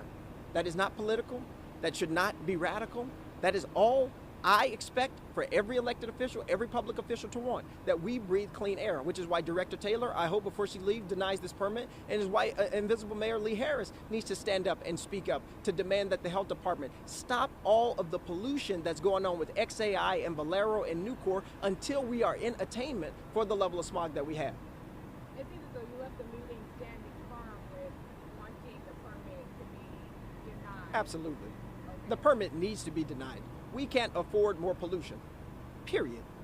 We cannot afford more pollution. We have more children going to the emergency department for asthma and respiratory illnesses than any other county in the state of Tennessee. That's days of school missed. That's parents who are home from work. There's economic costs to the environmental costs that we are experiencing. And so if it's that 38109 is somehow going to get a few $1 million in taxes, and I shared this again with the mayor, all money ain't good money. And we would prefer our lungs to a few $1 million in taxes every single day, twice on Sunday.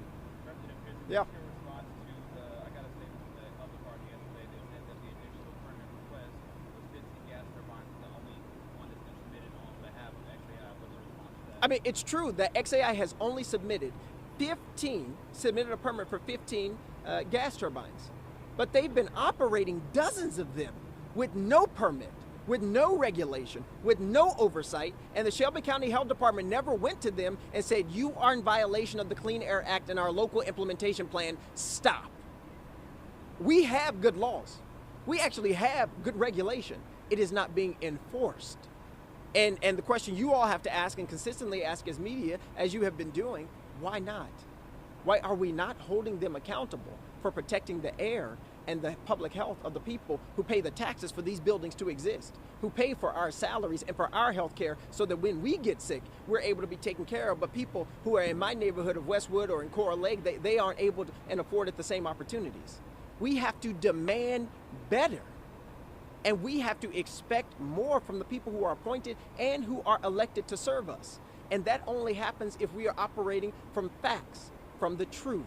Not from what we hope people might do or we expect them to do. It's what they are doing. If I tell you I have 15 turbines, you fly a plane over my building and you see 35 and 33 of them in operation, then I'm probably not being 100% truthful with you.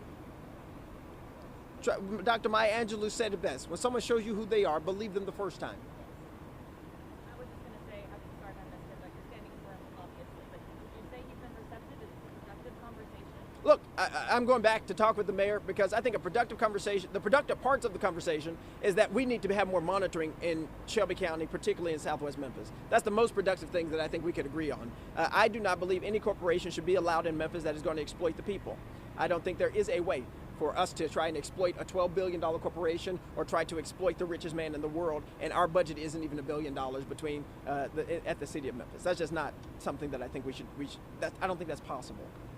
I stand firm that nothing matters if you cannot breathe clean air, drink clean water, and plant in clean soil. None of the rest matters. The 200 jobs or so that they have, the tax money that they give, does not matter if you are up the street dying in a hospital. It's not radical to say that people deserve the right to live. But for some reason, this has been politicized in such a way that to say that is a radical statement. But I won't move from it because I lost both my grandmamas to cancer. My big brother Tim had asthma all of his life. This isn't something that can be on the back burner. We have to elevate the people who've been pushed to the bottom, not the people who work at XAI, but then they go to Eads, Tennessee, or Arkansas, or Mississippi to live. They don't live in 38109, but they're okay polluting it. Same for people at Valero. They don't live in 38109, but they're okay polluting it the most. The same for Nucor. They don't live in 38109, but they're okay polluting it the most. And some of them aren't even paying taxes. So we get told we need to accept the taxes and the pollution, the sacrifice of our health, or the Edge Board says we have to give them pilots so they don't pay taxes so that they can provide economic development. Why is economic development always at the cost of poor folk? Always at the cost of low wealth people? We as a city got to have higher self-esteem. We as a city have to believe better about who we are and about what we deserve. And Memphis and Shelby County and 38109 does deserve investment, does deserve support, does deserve the mayors and Shelby County Health Department investing and caring about us. But that cannot come at the cost of our lives.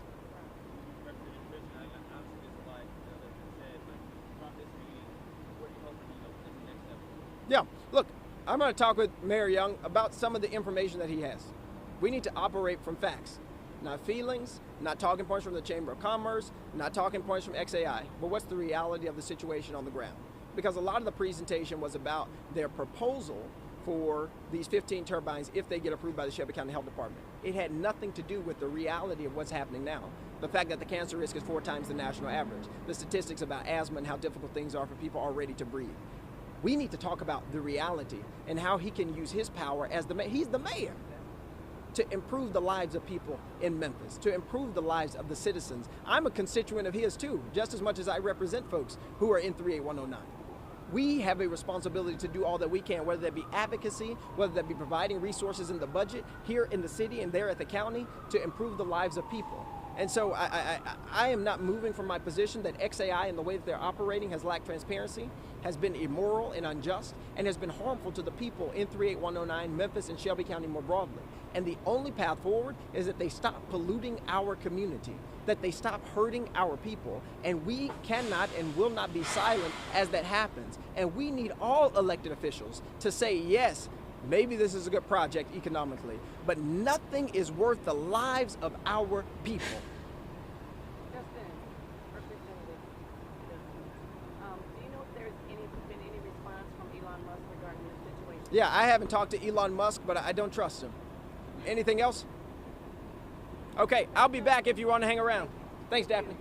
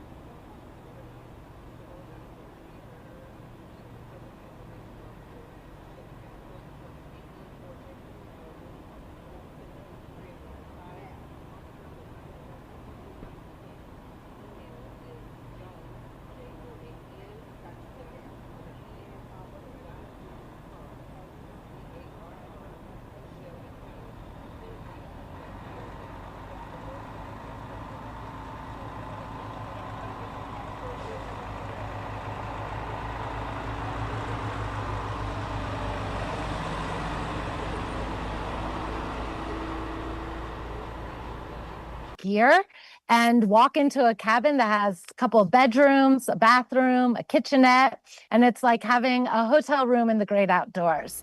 So lots of different types of campers and lots of different accommodations that are available for our campers out in our great KOA system. That sounds great. I mean, you got all kinds of different types of camping, from the very serious, I would say, to some that are glamping, as you mentioned. I'm curious about that to try and convince my wife. I'm an Eagle Scout, so I'm used to camping in the outdoors. So is my son. But to do a glamping, describe that once again. Is that probably isn't available at every KOA campground out there, but certainly, in fact, there's one near our area here in Marion, Arkansas. But I'm curious about the glamping, the cabin type feels. Tell me more. Yeah, well, glamping has actually taken off in the last couple of years.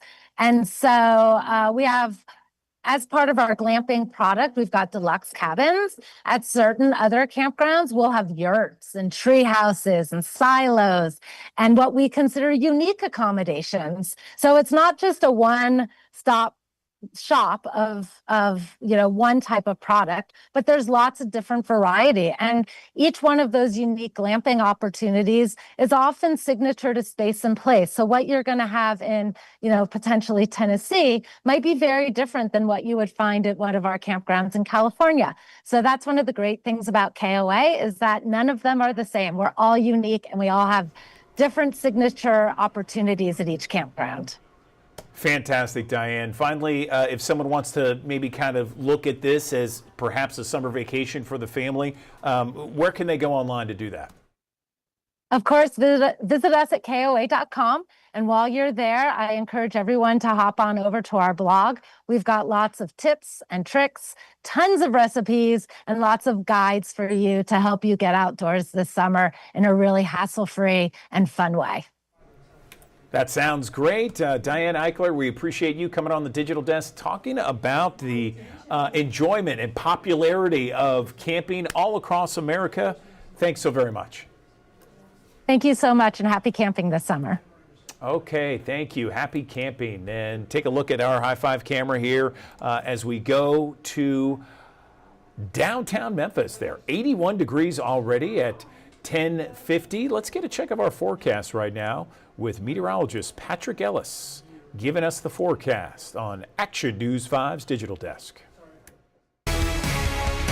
Thanks for joining us here on the Action News 5 Digital Desk here on a Tuesday. Bright sunshine, winds out the day, temperatures warming up into the middle and upper 80s before it's all said and done. I wouldn't be surprised, given the dry air that's in place here today. A light northwesterly wind might be able to eke out 90 one or two spots here, but a ton of sunshine to go around the area. And of course, that humidity level being on the lower end of the spectrum comparatively to where we were just a couple of days ago, including yesterday for that matter, it definitely will feel a little bit different, a little bit more crisp outside. It's not fall crisp, but it's summer crisp, if you will. Eventually, we'll start to see the humidity levels creeping back up as the winds turn around to the south and east. That will start to happen tomorrow, so we'll start to see the moisture flowing in off the Gulf, gradually building the moisture, and eventually it really just takes hold as we head into the end of the week and into the upcoming weekend. That will eventually lead up to better chances for rain and storms, but not to mention, in between that, when we do have some opportunity for some sunshine to break back out, which is a possibility this weekend, there will be some pretty steamy instances.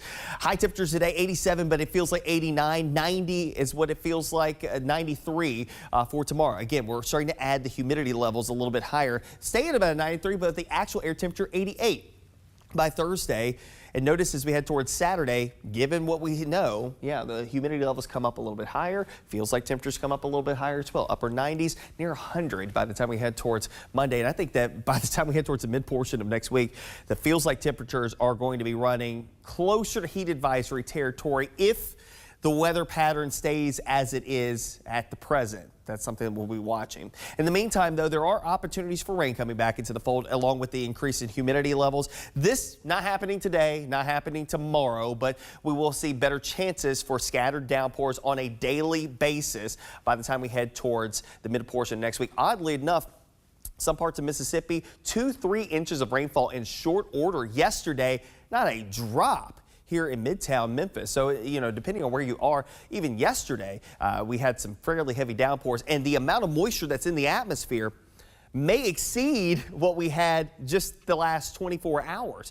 So we're definitely looking at some opportunities for rain. And when the rain does come down, it could be heavy, and that could lead up to some gusty winds, frequent lightning, the typical variety shower and thunderstorm regime of summer coming back into the fold. And yes, that means that even though that the pattern really isn't going to change all that much, above average rainfall potential in play here as we head towards the end of the summer and spring season, heading into the beginning of summer.